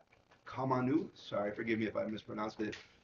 Company 18, Company 5 responded to the fire in Hawaiian Beaches. Again, Hawaiian Beaches, correction, Puna in general still remains one of our highest volume fire districts, especially lower Puna, as well as upper Puna. They burn fairly frequently. South Kohala units were dispatched to a kayaker in distress about 1.5 miles offshore, so they got that person back. Some pictures here, you see Chopper 2 training with Company 6, that's Kealakekua, Billy Pugh in the long line type operations. Always, again, really about trying to get Chopper 2 properly equipped, like I mentioned before, get the right personnel, the right equipment, the right training onto that chopper, and they can actually do the right work, rather than kind of half step, half measure. Fire prevention is always busy, like I said, that public education, they are the public education, public outreach in the face of our department, and they are great at it. Captain Gu attended the Big Island Wildfire Coordinating Group meetings. So that's an annual, actually currently serve as the president of the Big Island Wildfire Coordinating Group. Chief Olai is the secretary of the group. Chief Carvalho, sorry, is the secretary of the organization. We meet quarterly. We talk about, we match National Park, Fed Fire, Airport, State Fire, HWMO, the UH Hilo, UH Manoa, and any number of other organizations around the state, all focused on wildfire. So as president of that organization, my job is to sort of maintain an agenda, make sure that maintain the meetings, and then kind of maintain alignment across the county with that group. Captain Gu has been tasked by his chief in prevention to lead some of our wildfire management, fuel mitigation, wildfire community outreach programs. And he's kind of taken that and run with it. So having him as part of that group is massive. Fire prevention did interview for the information and education specialist trainee position. Ooh, that was a mouthful, sorry. Information and education specialist. This position we funded through the Department of Human Resources, like our grant position, like our grant manager. It comes out of DHR's budget, but they sit within fire, and they allow us to kind of explore trainee type positions for employees. Now, fortunately, with our grant position, we have somebody with an amazing background that came into the position. Same thing with this one, we have people that come in. The goal of this position is really to lead that public face of the fire department. One of the deficiencies we kind of identify is that our public requests come in from all over. And so there is no one single office that manages all community outreach, community events, planning, coordination, budget for those types of things. So having an information and education specialist as part of the prevention's public education mission, hopefully help align some of those processes and make it really, really seamless. What I don't like is when I'll run into somebody at the store at KTA and they'll be like, hey, I tried to get, EMT standby, or I wanted to do this, or, and I couldn't, or I had a hard time. Well, I wanted to make it easy, seamless, where if anybody in the community, not that we can do everything the community asks. That said, we gotta try. We gotta try at least. And so, like, I'm really excited to see kind of what happens with this position and where we can grow. Yeah, that's the position I was talking about. Oh, okay. Yeah, to get somebody like that. Yes. To get into dispatch and then. Oh, in dispatch. Yeah. Right, I right, mean, you right. can use somebody like that and for like a training position. Yeah. It can be a dispatch and who knows, there might become a dispatcher. That would actually be excellent. Or it might scare them away. I don't know, one or the other. Inspector Rakamin and Inspector Nakata spend the morning with Company One Papeco Summer Fun program. Having been at Central for a number of years, and I always enjoy going down to work with Summer Fun. That Papeco program is awesome. Like, they're all amazing. It's just fun. There's no way around it. It's such a great opportunity to connect with the kids, get out with the community, and really show them what the fire department can do. Fire investigations, the UAS program. This is our drone program. Right now, he's been focusing on really building a database, a wildland mapping database through the Nova Maps program. It's being designed to provide locations of water tanks, gates, and other important information points to responders to increase efficiency when responding to wildland fires. So it's similar to those Tier 2 reports. If you're on an engine in Waimea and you're responding to a fire in Waikoloa, you want to know where the dip tank is, where the gate code is, where the access point is, and with that, some really, really accurate mapping that's enabled through the drone and through the software program. Next month, we'll report on Waikoloa. We'll report on some of the drone mapping and the hotspot identification that is made possible by the drone program. Ocean safety, the heat map stays the same pretty much every year. Kahaluu and Hilo are the two hotspots. Rescue watercraft training, again, week 3, just finished up. That was held in South Kohala. It was a 5-week, it looks like a 5-week program. Finishing up the kind of recovery, endurance, surf training in North Kohala on June 9th. We also have our junior lifeguards. This is a photo of them at Carl Smith and their CPR training for the program. July 25th is this Saturday is the Big Island Championship for the junior lifeguarding programs at Hapuna. I know there's rules about how many commissioners can go to things, but if you're in the neighborhood, that's an excellent program. I plan on being there just to support our junior lifeguards, our program, and then again, mountains of work on top of the regular work to make this program happen. That's always a super fun event. Where's the stage going to be this year? Oahu. It's Oahu. 2 years ago, we had the trophy up in our office. It's killed about this big, laid up. It was awesome. Hoping to get that trophy back. So again, just some photos. Kua Bay, a new mobile safety office. Again, it's not pretty, but it definitely is a step forward. We ask for a lot of things from our ocean safety, from our lieutenants, especially when we get towards with Connect, with everything is moving on electronic timesheets, electronic inventory, electronic ordering, policies and procedures, all of that work is we needed a place to do it, and so having some facility space is important. Kua Bay is one of the 2 beaches that the state of Hawaii pays for. It's state beaches. They contract the fire department to provide lifeguarding services. I think this next year, they usually about 1.8 to about $2 million a year of state funds for those 2 beaches, Hapuna and Kua Bay. Volunteer companies, again, are always busy. While they learn wildfire behavior, it looks like we did a monthly training, station apparatus maintenance, annual inventory. That looks like, those look to me like fire shelters. So through some grant work, I believe some of our volunteers were provided fire shelters. So this is some of the training involved.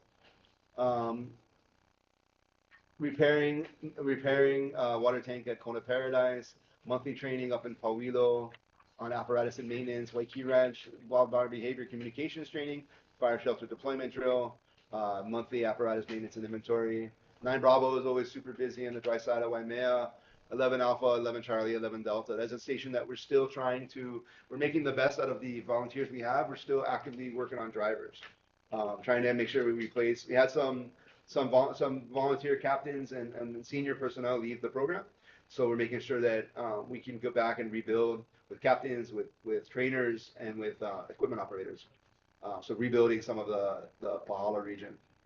16 Bravo, they'll be getting a new brush truck, hopefully 6 months or so. That's Honolulu, 19 Alpha, 19 Bravo, Upper Puna, Fern Forest, always super busy. 20 Alpha at Hove. We still need a captain. They had a very senior captain who was a volunteer for, gosh, 25 years maybe. Had to separate for some medical issues. Still working on getting somebody to step up, get qualified.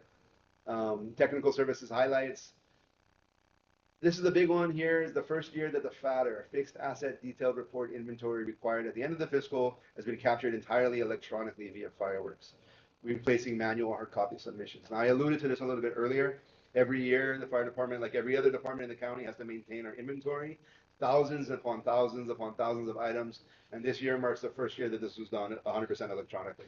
Now, this doesn't sound, it's a huge step forward in the fire department, and it's a manifestation of the work that went into building, like getting our first fire technical services analyst, Chris Cerrone, to getting ISA 3 and Malia Jardine, and to really starting to build that team out. We probably could use another one, sort of go asking for new positions, but really, really important to track all of that. And we're moving completely digitally, which is we have to.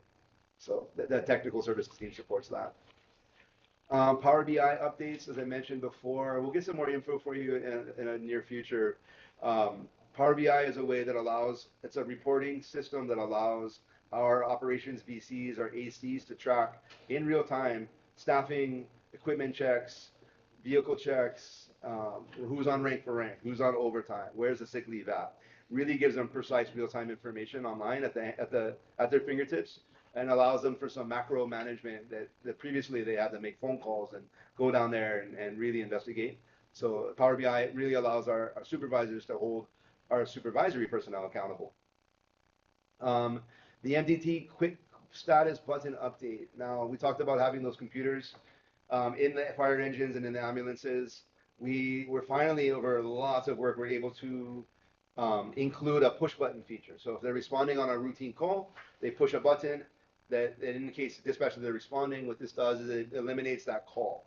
It eliminates that radio transmission, it eliminates that extra time spent on the radio. It doesn't preclude anybody from speaking on the radio. And we've been using MDTs now for a number of years. This is just the first time we were able to really implement those buttons. This is something that anecdotally, when I was in paramedic school in Honolulu in 2008, they had. And we're finally kind of getting current with the rest of the country, so to speak. Safety program, respiratory protection program. All of our compressors right now have been recertified through late August. YKO unit is out of service. That should be getting resolved here in the next day or two. Haikai, the TCOM light, corroded electrical connection, we're still waiting on a quote for that. The training, Mobile Mako does have an air leak, but that one's out of commission. Right now, we operating compressors out of Pahoa Fire Station, Makalea Fire Station, Waikea Fire Station as soon as that comes back up, and Hai. We're getting a new compressor delivered to Pahala at the end of the month, and we started to identify where the next unit goes.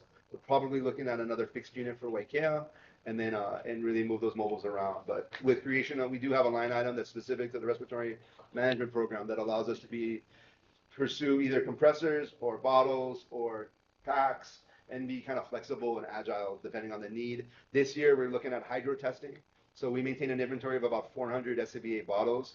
Those are the bottles that are like scuba tanks when they go into a building, into an ideal age. Those tanks have to be checked every 5 years.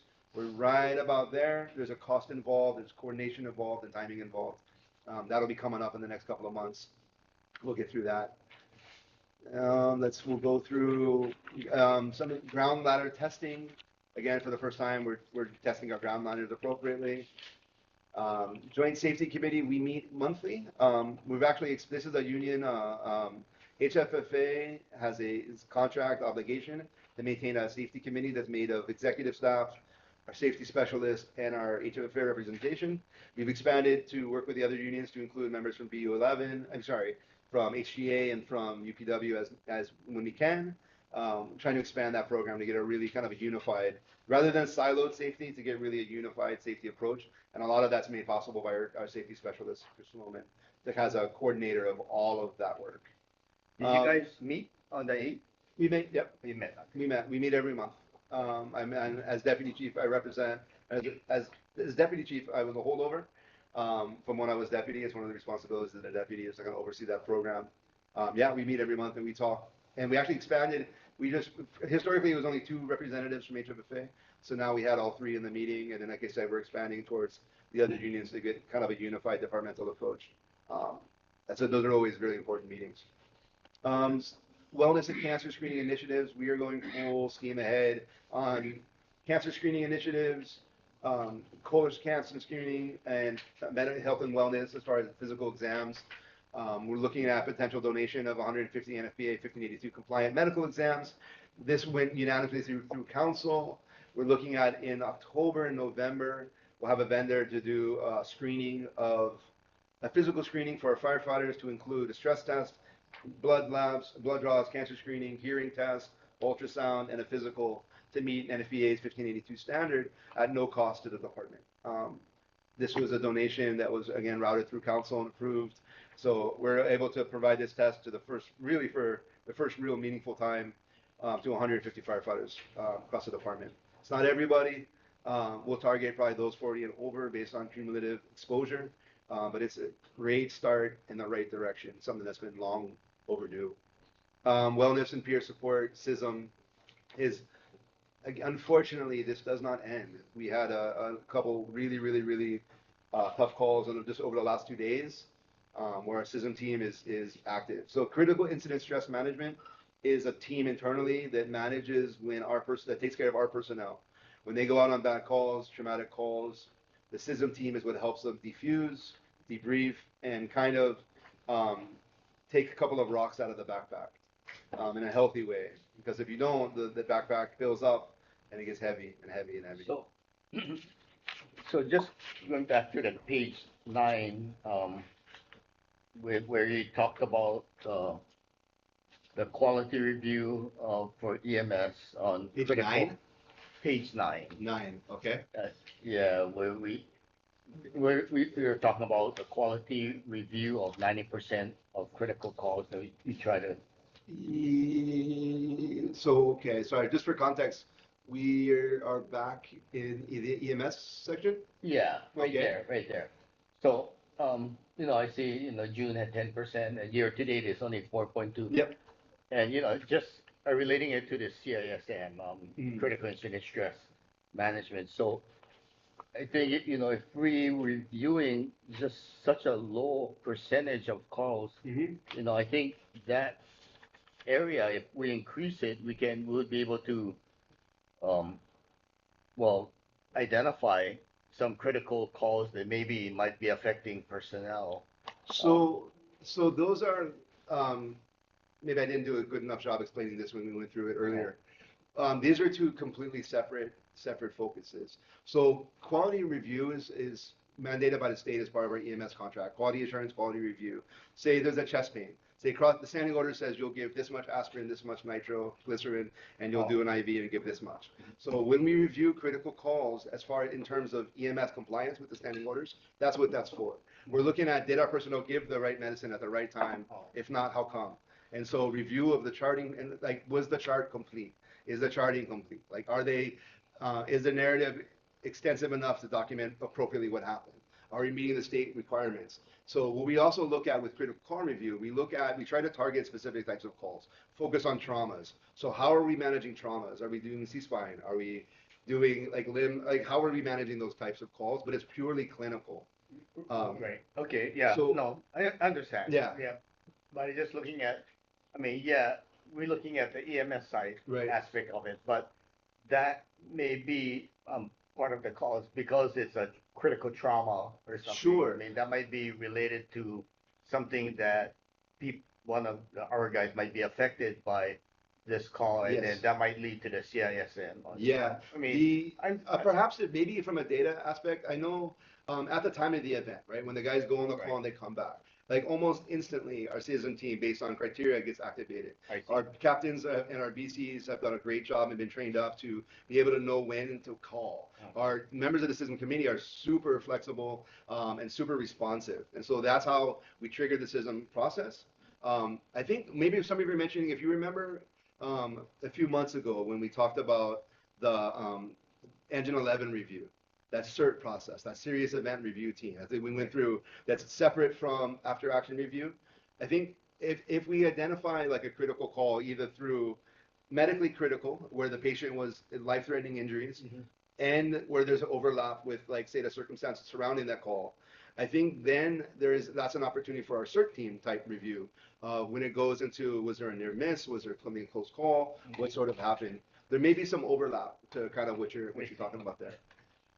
Yeah, no, I just wanted to make sure that we kind of try to catch as much as we can. I mean, for the guys, if they're, Certainly. might have some kind of incident, but yeah, that sounds good. If there's a certain criteria, Yeah. I mean, I know when I was running, I mean, the main cases that was affecting me would be like pediatric. Sure. Yeah, pediatric critical Yeah, incidents. that has not changed. Yeah. Pediatric emergencies are still some of the worst calls to go on. Right. The worst calls to be a part of. Like I mentioned, we just had a pretty bad one just a couple days ago. And so some of these things, that does not go unnoticed.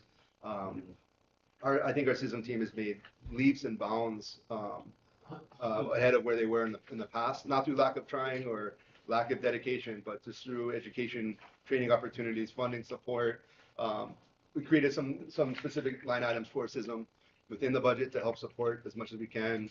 And then the Friend of First Responders has a network with other organizations is incredible. Okay, thanks, sorry. Sure thing. Let me go back. I think we are on page 19. 20. Page 20, thank you.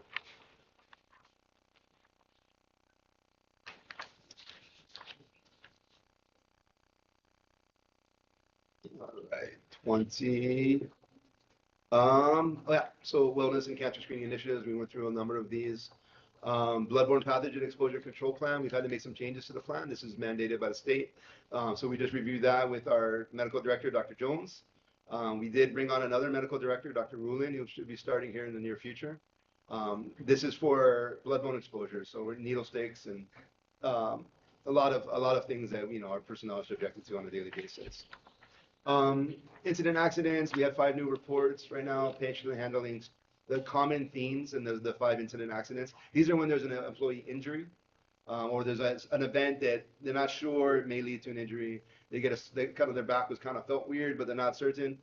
We try to document and get in front of as many of those as possible. So generally, these are not new. These are not uncommon patient handling, strains, exposures. We did have a dog bite during a highway assist and a rollover related injury that was related to the Engine 11 incident.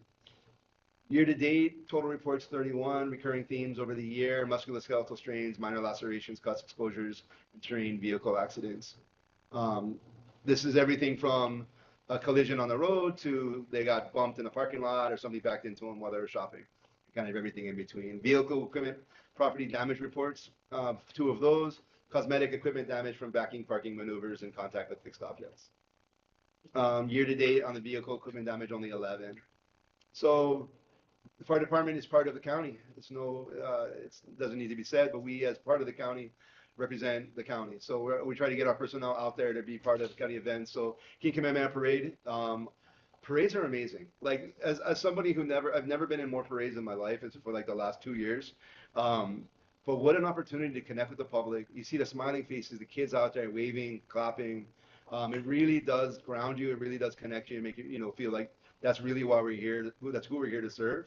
And to be able to stand there with other representatives from the executive, from the cabinet, from the county, it really does push the narrative that we're one team. It was hot. It was a hot day, but I'll participate every opportunity we get because I think it's valuable for the fire department. Same thing here, VASH luncheon. This was myself with Chief Reed and Chief Bird from the Hawaii Police Department.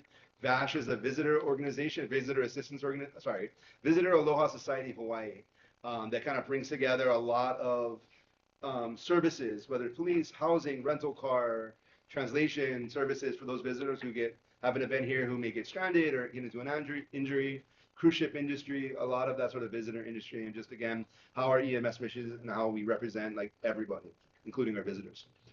Back to the last page, is always my favorite. This month's throwback photo, firefighters, Hilo Fire Department and band, Wainui Avenue, right around 1900.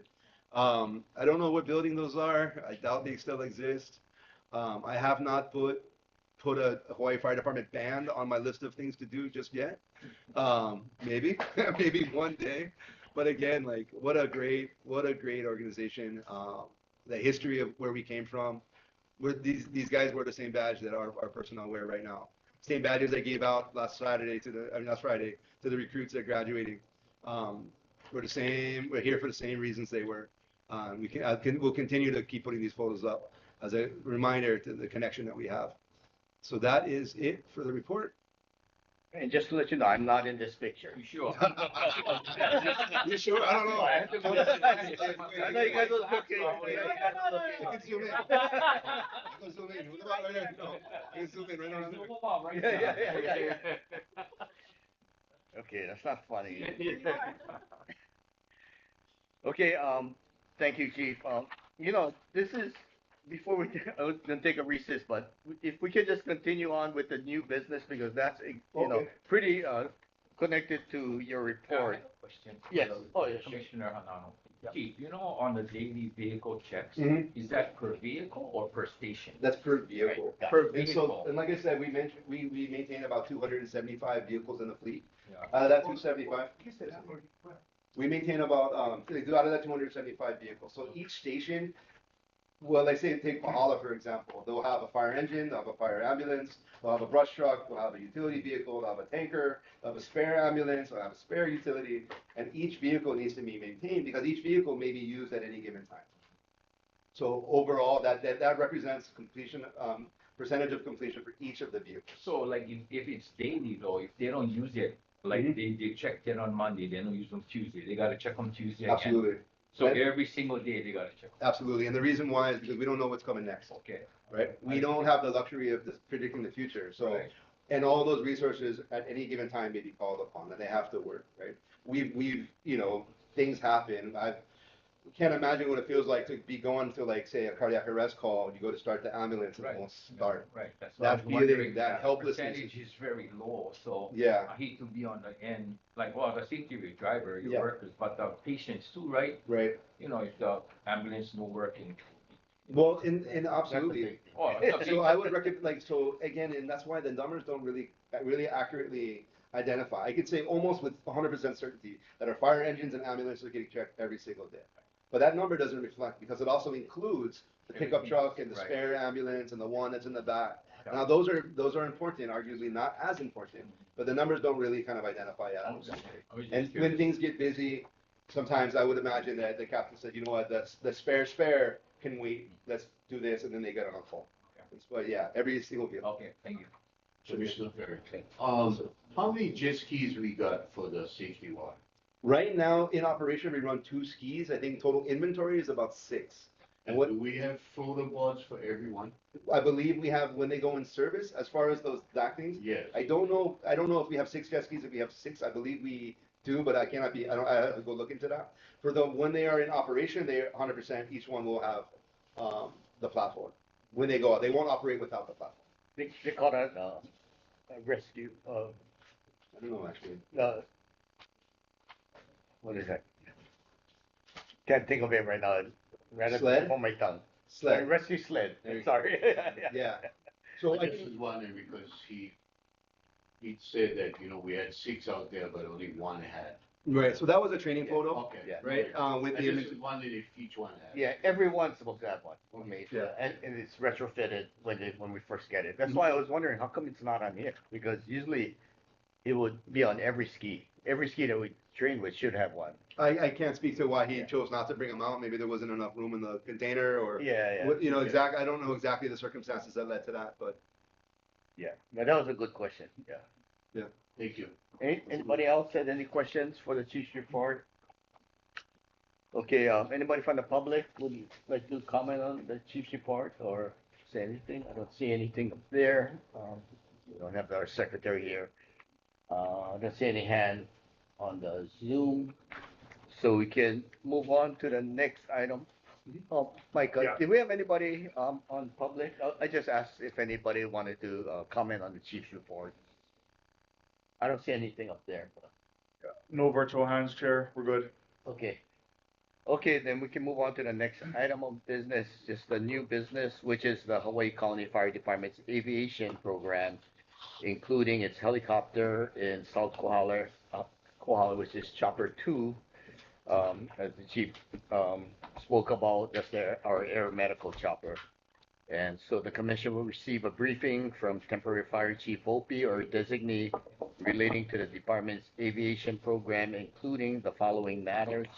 One is negotiation and status of pilot contracts and benefits, personnel staffing models, and training of aviation personnel. And this stemmed from a meeting that Commissioner Kushney had with, I believe, Special Ops Chief Lono and with the pilot. Sorry, I never met you, but I'm Gerald. Hi, nice to meet you. So we've been talking, again, this agenda item has been sort of stuff that we've been talking about for the last, couple of years now. This whole thing has sort of evolved, month to month to month. And I did want to give Chief Lono Lindsay the opportunity to give the most current status update, and also introduce Calais Gregory. Calais Gregory is the Director of Operations for the Aeromedical Program. His position is mandated by the FAA. Because we operate a medical transporting helicopter, there's specific rules that guide that, laws that guide that, that are very separate from a rescue helicopter and separate from the rest of the state's aviation operations. So his role is not only is one, to meet that legal requirement, but two, and what he's done over the last, has it been 6 months, maybe? About 6 months, is really take a lead in developing the program and pushing it forward, engaging with our pilots, engaging with training, and bringing a lot of things back. So, Mr. let you go from here. Good morning, Commission. Battalion Chief Lono Lindsay. I manage our Special Ops section, which is our aviation hazmat and rescue companies. Just a brief overview on our helicopters. This isn't insult anybody's intelligence, but I'm not sure how much familiarity you have with our operation. We're a small operation, 2 helicopters. We have an MD-500, which is primarily a rescue aircraft, smaller airframe, smaller blade profile, specific to rescue operations. They do long line extrication, where they have a rope attached to the bottom of the helicopter, with either people secured in the Stokes basket, or litter, if you will. They'll move from areas where ground vehicles cannot access. They also do water rescue, utilizing affiliate pew, which is kind of like a hammock chair attached via a rope to the bottom of the helicopter to pull people out of the ocean. In times of high surf, high wind events, when paddle boarders get pushed out, that's their primary mission in the Chopper 1, is rescue. They'll back up on brush fires, doing Bambi bucket operations, water drops from the sky. Again, that gives us accessibility to brush fires that we have trouble accessing via ground units. It also gives us an ability to get ahead of the fire when it's being pushed by wind, because they're often able, via air, to get to the head a lot quicker than our ground units. That's Chopper 1. Chopper 2 is stationed out in our South Walhalla Fire Station. Its primary mission is aeromedical. This is important on MVAs, also for our more rural areas down south, up north. We have a medical need to transport directly to the hospital via air. It saves you a lot of time in terms of ground transport versus air.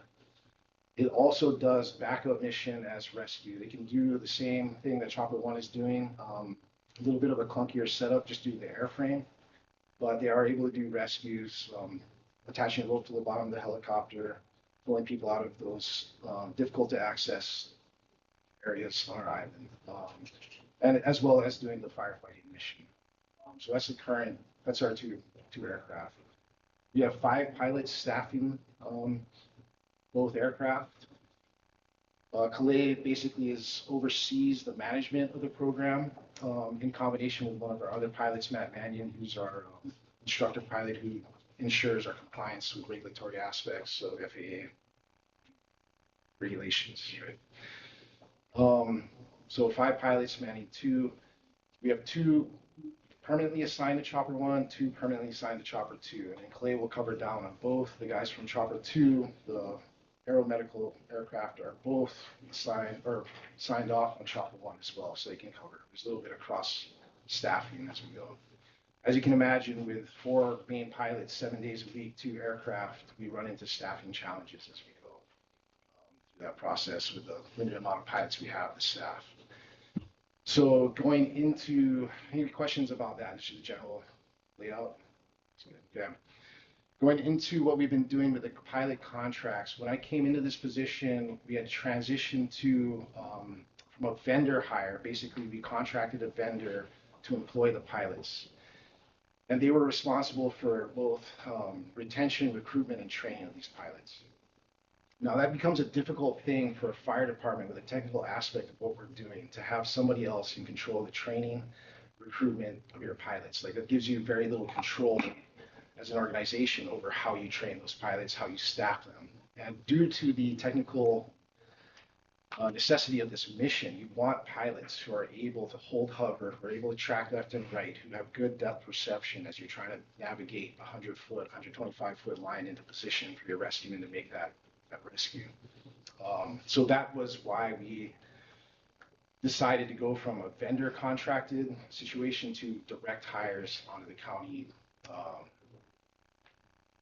roles, I guess, for lack of a better term.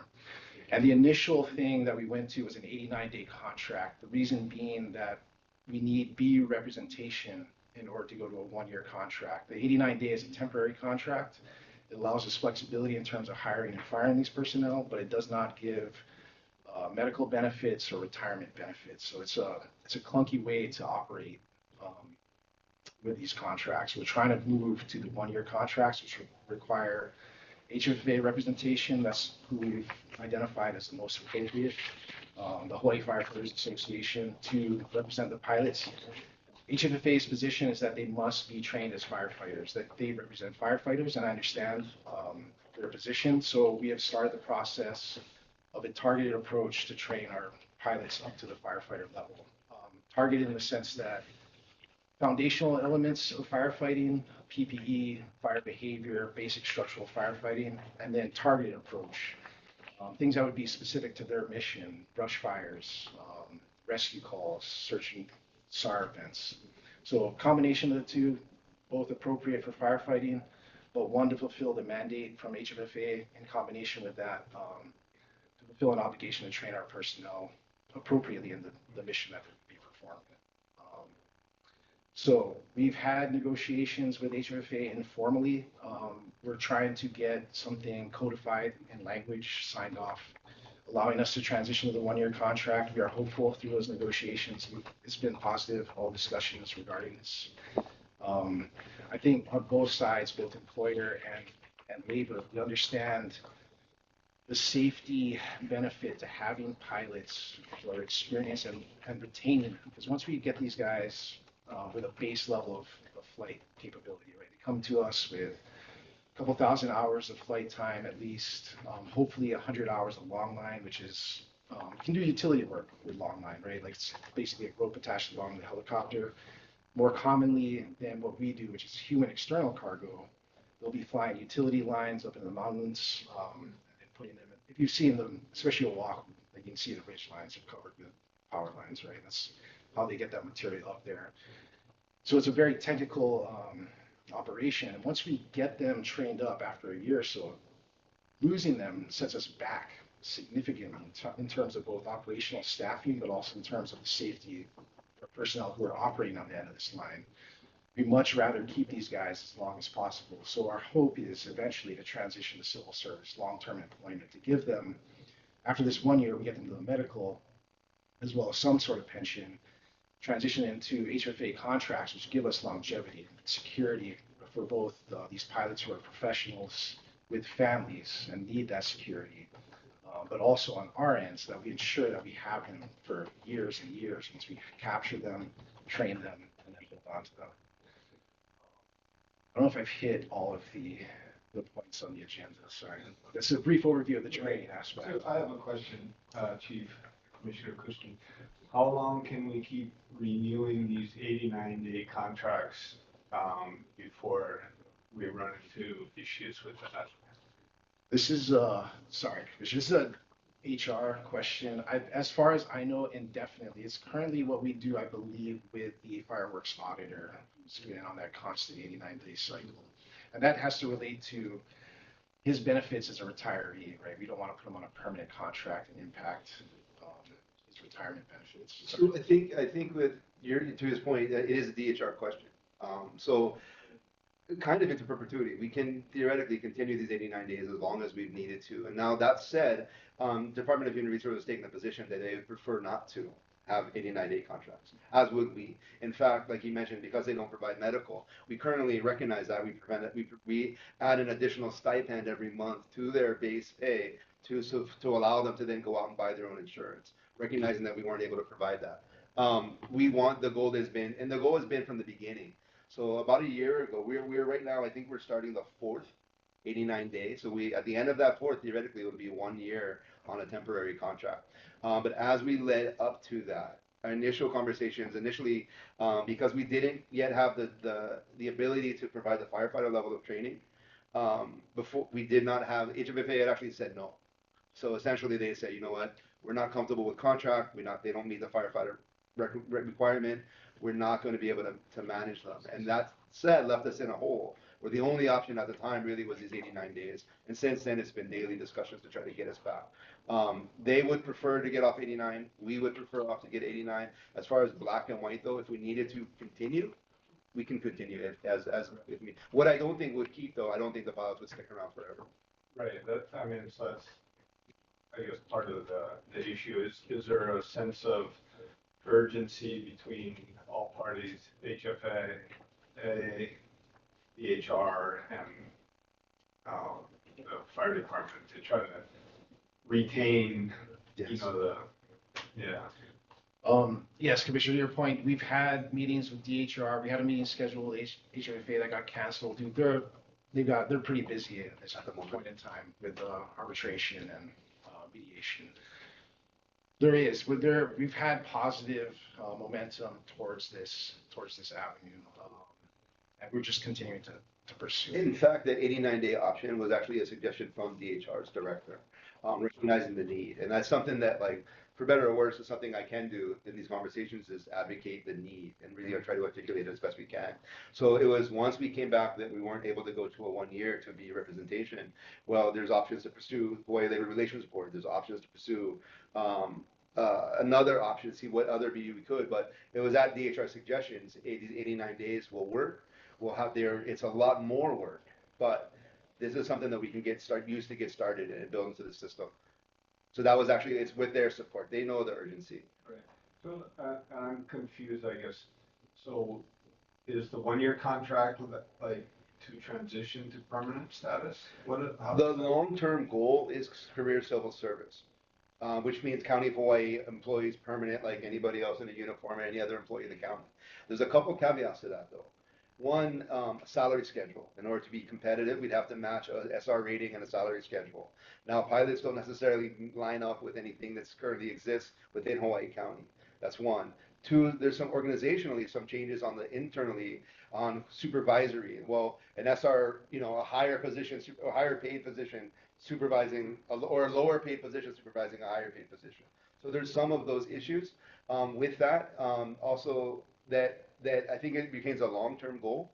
And then we're talking hopefully in the 2 to 3 year range. So contract hires provide agility, flexibility, can provide the benefit package that the pilots deserve, but then allows us, one, outside of the salary schedule, so as long as I can verify funding and find funding for it, I can adjust pay to sort of align with market conditions and trends. If you look at a baseline firefighter, a 25G or 25L1, like a pilot going out on their own could make far more money than we could provide aligned when we're attached to the county structure. A lot of our pilots, they do it because they love the mission. They know they could probably make more money elsewhere, but they believe in the mission, they believe in the department, they believe in everything that this man's done to help build the team. So we're trying, like, civil service remains a goal, but contracts is our next step. From zero, where we were about a year and a half ago, to 89 days, hopefully to a 1 year, and then marching forward as we get everything in place for civil service. So, I'm sorry. So are they 1099 guys or W-2s? They are W-2s, they're not 1099s, they're not fully independent contractors, they are temporary employees. So every 89 days, we redo the contract. But yeah, isn't it required by law that if you work more than 20 hours for 4 consecutive weeks, you have to provide them with medical? No, there's a caveat in Hawaiian law specifically for 89-day contracts, which is why the HR director suggested 89 days. Anything over 89 days, if we slip and do 90, then yes, there is medical benefits on the line and other things. Sorry, can you introduce yourself? I'm Monica. I'm the HR program specialist for the Hawaii Fire Department. So, so what I'm hearing is that you was trying to get them to be in the fire department, but with HFFA, they said they would have to be trained as firefighters to be classified Right. into the fire department under the. Currently, well, you're yes and no. Currently, they are on employee contracts through the county of Hawaii. They are members of the fire department. That is true. What they are not currently is BU 11 members. And they cannot be unless they're firefighters. They can't be. Yeah, BU 11 won't recognize them as firefighters until they've completed this training. And without a BU 11 recognizing them as members of like eligible for the representation, we cannot move them to a 1-year contract. So it has been, it's DHR with us, with HFFA working together to get to where we need to get to. Because fire pilots on Oahu is firefighters, and that's that's true. why they're at 20 SR 27 or 29 or whatever. Right, and that's true. And again, if our program on the Big Island was a mirror of public use, of rescue, of fire suppression, of Kauai, of Oahu, of Maui, it would be a much different program. It'd be much simpler. If we weren't, but it's the medical mission. It's the 135. It's the medical part of what we do that's so unique that changes how our shifts are, the hours of our work. That they cannot do 24s like Honolulu. Right. They have that. There's their flight routes, the flight requirements, the pre-flight assessments. Everything is much different than anybody else. And so some of that is really kind of funky. If we stripped away the medical side and said, you know what, Hawaii Fire Department, we no longer will run a medical helicopter. We probably could have had this done 2 years ago. But that's something I'm unwilling to take on. So where are we now? I mean, what is the plan for the pilots now? So as he mentioned, the plan right now is to transition them with conversation with the HFFA. They have agreed to represent them with the caveat that we start the firefighter training. So we have begun firefighter training for our pilots. That's actively ongoing. The meeting with HFFA was recently canceled. They are quite busy at the moment. Once they will agree to that, we'll get that language in writing. That will meet the DHR's BU representation requirement. We'll convert their contracts from 89 days, which we just re-upped, but we will terminate, we'll make a 1-day break, and we will go to a 1-year contract. Those contracts are being drafted as we speak in anticipation of this agreement. With that, the pilots will then maintain their base pay, and will go up because there was based on the contract award, there was a step increase across the board pay increase. So we'll adjust pay commensurate to that. They'll be signed up for medical through the county, just like any other county full-time county employee. Their pension will kick in and they're maintain their sick leave and benefits. And as long as we don't go over a 1-day break, they don't lose. So anything that's been accrued, they should maintain. So they've accrued sick leave and vacation over the last year, they'll be able to maintain that. So that we hope, optimistically, 3 months. We're shooting for mid to end of September. That's the goal. Good. What is it? I would say we should have our own pilots for the opt-in. Agreed. Yeah. Agreed. We sort of do, but civil service, and that's why civil service ultimately remains the goal, similar to Honolulu, where it's a member like any other of the fire department, right? What I'm really proud of what Kalei's been able to do, given that they're in this weird 89 capacity, and what Chief Lindsay's been able to do is make them part of the department in a way like emblems and uniforms and connections and emails and really being part of the team. I want to invite them to be part of our safety committee and be like all of the things that you would expect from a full-time employee. Now, there's a lot of that we can do just to bring them into the fold, but legally, technically, that's the goal. We're just not there yet. We ran into a position a few years ago where that vendor, so not only were that vendor was going to close up business, and we were in Kauai right now is going through a position where they lost their vendor, they lost their contractor. They had to the reality of not having a helicopter based on circumstances. So we were kind of facing a similar boat. We needed to make adjustments, and it's hard, but we're here. And so I think they've done a remarkable job getting us that much closer to where we're supposed to be.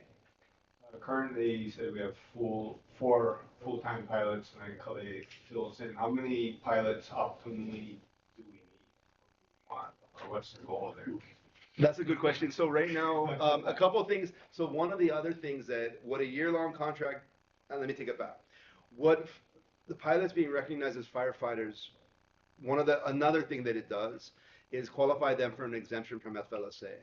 So because they don't qualify, as far as, FLSA rules say they have to work a 40-hour schedule.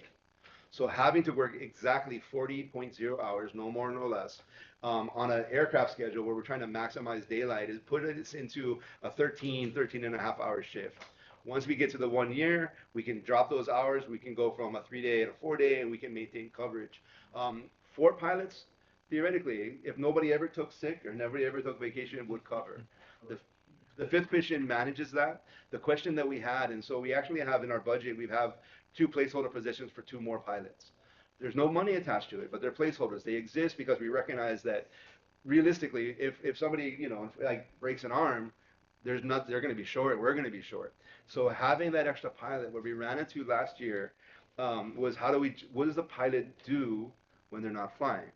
So how do we maintain a 5th pilot on a day-to-day basis if they're not actually flying, if they're like sort of in reserve as a reliever? So the challenge is, and we can find work for them to do, but again, trying to find funding for it. So I think in a perfect world, at least 5 flying pilots would be able to provide that redundancy that we're looking for. Chief, can I answer? Go ahead. On this one, I would like 9 pilots. I'd like 6, 1 per shift, get back to 24-hour ops with Calais managing the program, instructor pilot, and then 1 for redundancy training. We're trying to onboard somebody. That's going to be a lengthy process once we switch to civil service. That's the ideal. So from 4 to 5 to 9 over the course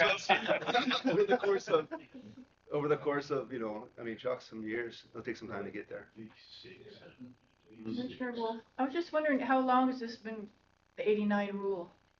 I'm sorry, how long have we been on How long 89 has it days? been- Yeah, how I've long been- has it been the rule, the 89? The rule, the Department of Human Resources rule, Yeah.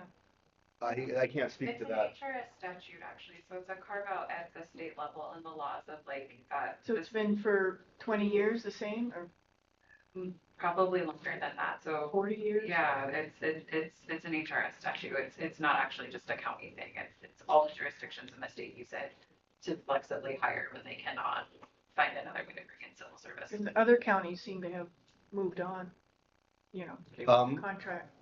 Well, Kauai and Maui contract 100% exclusively, Yeah. but they contract a vendor. So those employees are not members of the fire department. Those are vendors, right? Yeah. And that's how we were doing it up to about 2 years ago when the vendor was unable to meet that need. And then we just took the opportunity to assert more control over the program. Like we mentioned, Honolulu Fire Department started civil service, and they started, 25 years ago, and has developed their program since then. We are in a completely different position. And our program is 100% unique compared to everybody else. Yeah. So that means a bunch of additional challenges. We have had discussions with Honolulu to tap into that. Yeah, good. What they've been developing over there. Yeah. And ongoing discussions with Kauai as they're facing a similar challenge to bring their personnel on. Yeah, we just met with, or you guys met with the deputy over there who's trying to rebuild, kind of model some of what we've done, and take some of what we've done and sort of use it within their system. Well, what can we do as a commission to move along the process? Well, obviously, when we get any relationship with the HFA, I think they're totally on board. Moving from the county to bring it to the cabinet level to recognize that it does what the commission can do as well as far as how they operate sort of as a body to make sure that the fire chief is the providing emergency services and EMS to the public. Just bring it up to the attention. I continue to advocate for that path. I think the mayor's office and the cabinet's been very supportive. The cabinet directors, we've been very supportive working together, but until it's done, having it as even an agenda item, as an update or a way that we can provide updates. How close are we? How far are we? What's the newest challenge? What happened? What came up? It's been agenda item for county council? There's nothing for the council to take action on yet. Just for, yeah. As far as, and this is Information purposes. yeah, and I've been, from the beginning, I've been reporting on the status of the program and the challenges over Shucks for 2 years now. It's one of the first things that when I became deputy, I was sort of handed, here's a helicopter issue. And so we've been reporting on it. So if you want to put it on the agenda and make it an update or a status update. They should be aware.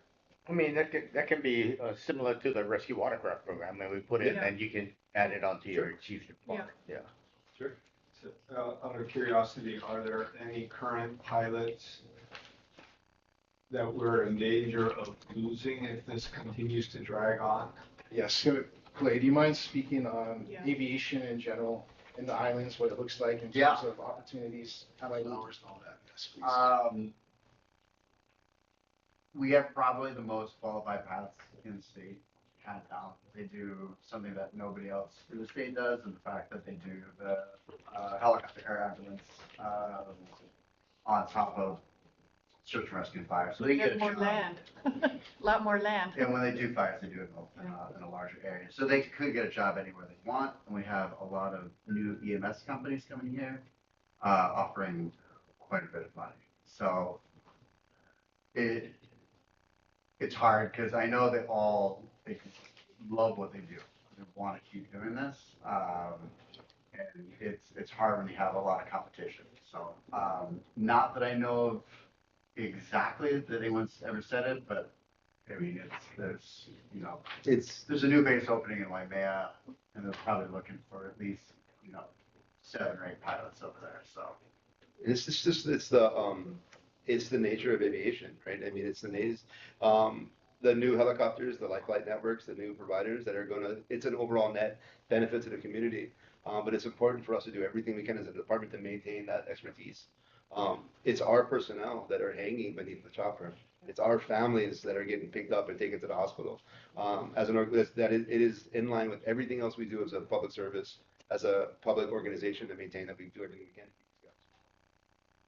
and the life flight network, they're great, but they just can't do what we can do. I mean, I had to respond to a helicopter incident once before that there's no other way that any of the other helicopters could have landed there and picked any of those people up. About the stuff that we have, I mean, we're doing it. Thank you, Monica. Yeah, we're happy to add this to the commission. Status Awesome. update. If you indulge me for give me 5 minutes, I just want to talk about the pilots in general, just so we have an understanding of who these people are. And Clay's not going to talk about himself, so I'll do it for him. Sorry, I need my glasses. So Clay's born and raised in Waimea, right? He grew up there. We're close in age. We grew up together. He's qualified to operate 7 different helicopters. Typically, you're signed off on an airframe. You don't just get to go, I'm a helicopter pilot, so I can fly anything. You have to be signed off on that aircraft. 7 different airframes. He has been Office of Aviation Service, OAS, carded in 4 types of aircraft. This authorizes him to conduct specialized federal missions, including wildland firefighting, utility work, and other complex external cargo, etc. His experience includes aerial ignition, wildfire suppression, search and rescue, EMS, and utility operations throughout the islands. He has over 7,000 flight hours, 600 of which are vertical reference. These are long line operations. You want a minimum of about 100 hours before you put somebody on the end of that line. That's just to ensure their ability to maintain that person. There's somebody's life dangling on the bottom of that helicopter. You got to be very good. And not just good at utility work. It's one thing to go from a utility pole to a human on the side of Waipio Valley trying to pull them off a cliff. That's a completely different operation. Matthew Mannion, also born and raised Big Island. He's from Kohala originally. He's been a commercial helicopter pilot since 2005. As a kid, he observed a Hawaii Fire Department operation involving a helicopter that inspired him to pursue becoming a pilot and ultimately working for us. He's accumulated approximately 9,000 hours of flight time, 200 vertical reference operations. For reference, as I'm reading off these flight hours, it's the only real way to gauge experience from your pilots. Your typical experienced tour helicopter pilots are around 2,500 hours. Calais and Matt both have over 7,000, 7 for Calais, 9,000 for Matt. It's a wealth of experience. These guys are highly sought after in the private sector. Ryan Moeller, he's also born and raised Kona side. He's been a pilot for 14 years, started off in Utah, came home 2015, has flown since then here with us. He's accumulated 8,000 hours in the aircraft, 320 of vertical reference, long line experience. Max Shumway, he's our newest pilot, our youngest as well. He's from St. George, Utah, moved to Hawaii in 2019, began helicopter flight training on Oahu, flew on Oahu, Kauai, and then joined our program. Shucks, this was in April. He's got 4,000 hours. This is a 26-year-old. 115 of vertical reference operations. He is exceptional on the stick. He's done a ton of utility work. He is very steady at a hover and tracking sideways. Connor McDonough, also born and raised on Big Island. He's been a commercial pilot for 7 years. He is unique in the sense he has 3,300 flight hours. But when he came to our program, he was limited in his long line experience. So he actually paid out of pocket to attend a training, VOLO mission vertical reference and aerial fire suppression course in Texas. Upon coming back from that course, you could see a marked difference in his long line ability. That required him on his own to go pay for that training, attend it, pass it. And then, Dean Brandt. He's our mechanic. He's our social butterfly for the aviation section. I'm joking because he can be grouchy, but we want a mechanic who's going to shut down the aircraft if it's unsafe, right? He's very technically experienced. He's got 43 years in aviation. He began in the U.S. Air Force as an F-15 mechanic for 6 years. He's got a wealth of knowledge. Like, he's operated major programs, the continental U.S. as well as ours, and he's near and dear to our hearts in the sense that we don't have the budget to hire a bunch of mechanics. They have to be good at what they do. We don't have the budget to hire a bunch of pilots. They have to be good at what they do. When they come to us and where they're signed off, vetted, and good, we need to keep them. That is the urgency that we have, both for the mission, for operations, but also for the safety of our personnel, because they're all in that aircraft together. It's difficult to say we are one team, one mission, but when one of those integral factors is operating on a different contract, with different compensation concerns, it's hard to say that we're same team on that. It's got to be unified. I'm just speaking to the general. Thank you. Thanks, Sherry. Thanks for the report. Anybody has any comments, questions? Okay, anybody from the public has anything they wanted to testify on this? Did you guys want to talk about the training aspect of it at all, or you guys? We're developing out that training aspect, right? Like currently, the way that we had operated under a vendor was they would hire the guy, we do a few long line missions, usually without humans attached. We do the log, basically trying to place that or weight in between cones, just to ensure that they had the ability to hold hover. And then we transition into doing it with personnel. That's currently what we're using. We're going to start to model based on Honolulu's training package, which is about 200 hours of complete training time.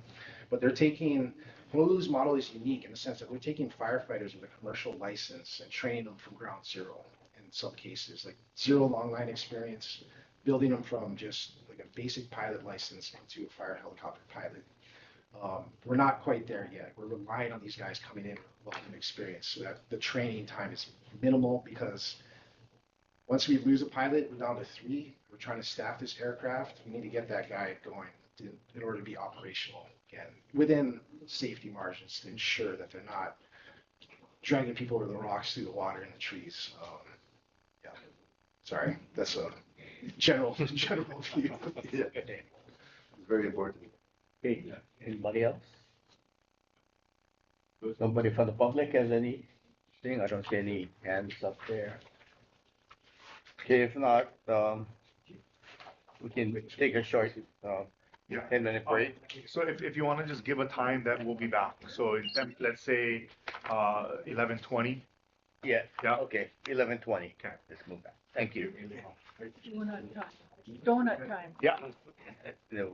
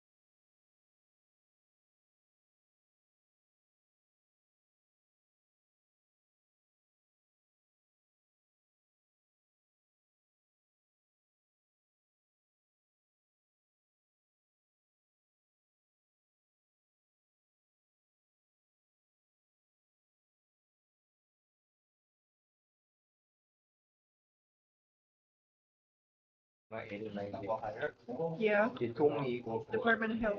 Rick? State. Okay, we'll call the meeting back to order. It's 11:20. And we will take out of order in the agenda. We're going to number 7, executive session. We're gonna talk about some communication or a complaint that came up, a conflict of interest. So if somebody could make a motion to go into executive session. I'd like to make a motion to go into executive session, 11:20. Okay, and then just to clarify, so the purpose of the executive session is listed in item 7A. And the purpose is HRS, pursuant to HRS 92-4, 92-5A2, and 92-5A4 to consider charges against one or more members of the commission where matters affecting privacy will be involved, and to consult with the commission's attorneys on questions and issues pertaining to the commission's powers, duties, privileges, immunities, and liabilities relating to a communication from a member of the public alleging conflicts of interest involving the commission pertinent to the process to appoint a permanent chief. So is that the purpose? Is this the July 11th? No, it's the other one. That's testimony. There should be 2. You should have another one that's Okay, all the way to the back. where- Yep. Yeah, so just to, so Now, before, This one. Yeah, before we talk about that, Yeah, okay, yeah. so you made a motion. Do we have a second? Second. Okay. Yeah. Commissioner Ignacio, Ignacio, yeah. yes.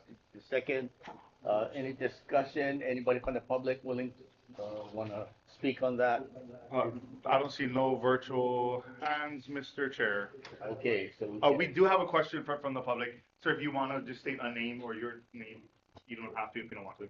Yeah, my name's Robert Becker. As far as the complaint is concerned, or the public and the mayor made aware of what that complaint is. It's all gonna be behind closed doors. so that will be discussed after we get out of the executive session. So it will be discussed at that point. Yeah, when we come back into open session, we're required to do an executive session report, and that's when we will discuss What was discussed in executive session? to the extent possible. Yeah, so we'll discuss the status of that complaint at that time. Okay, thank you. Rob, do you want to have a follow-up, or are you good? Okay. We do have a question from Kelsey Whaling. Kelsey, you should have the ability to unmute yourself and speak where you can ask your question. Hello. Hi, go ahead. Oh, hi. Okay. I was just curious if you were going to go to item number 6 as well after 7. Yes, we're just taking number 7 out of order right Okay. now. Just wanted to make sure. Thank you. Thank you. Mahalo, Kelsey, for the question.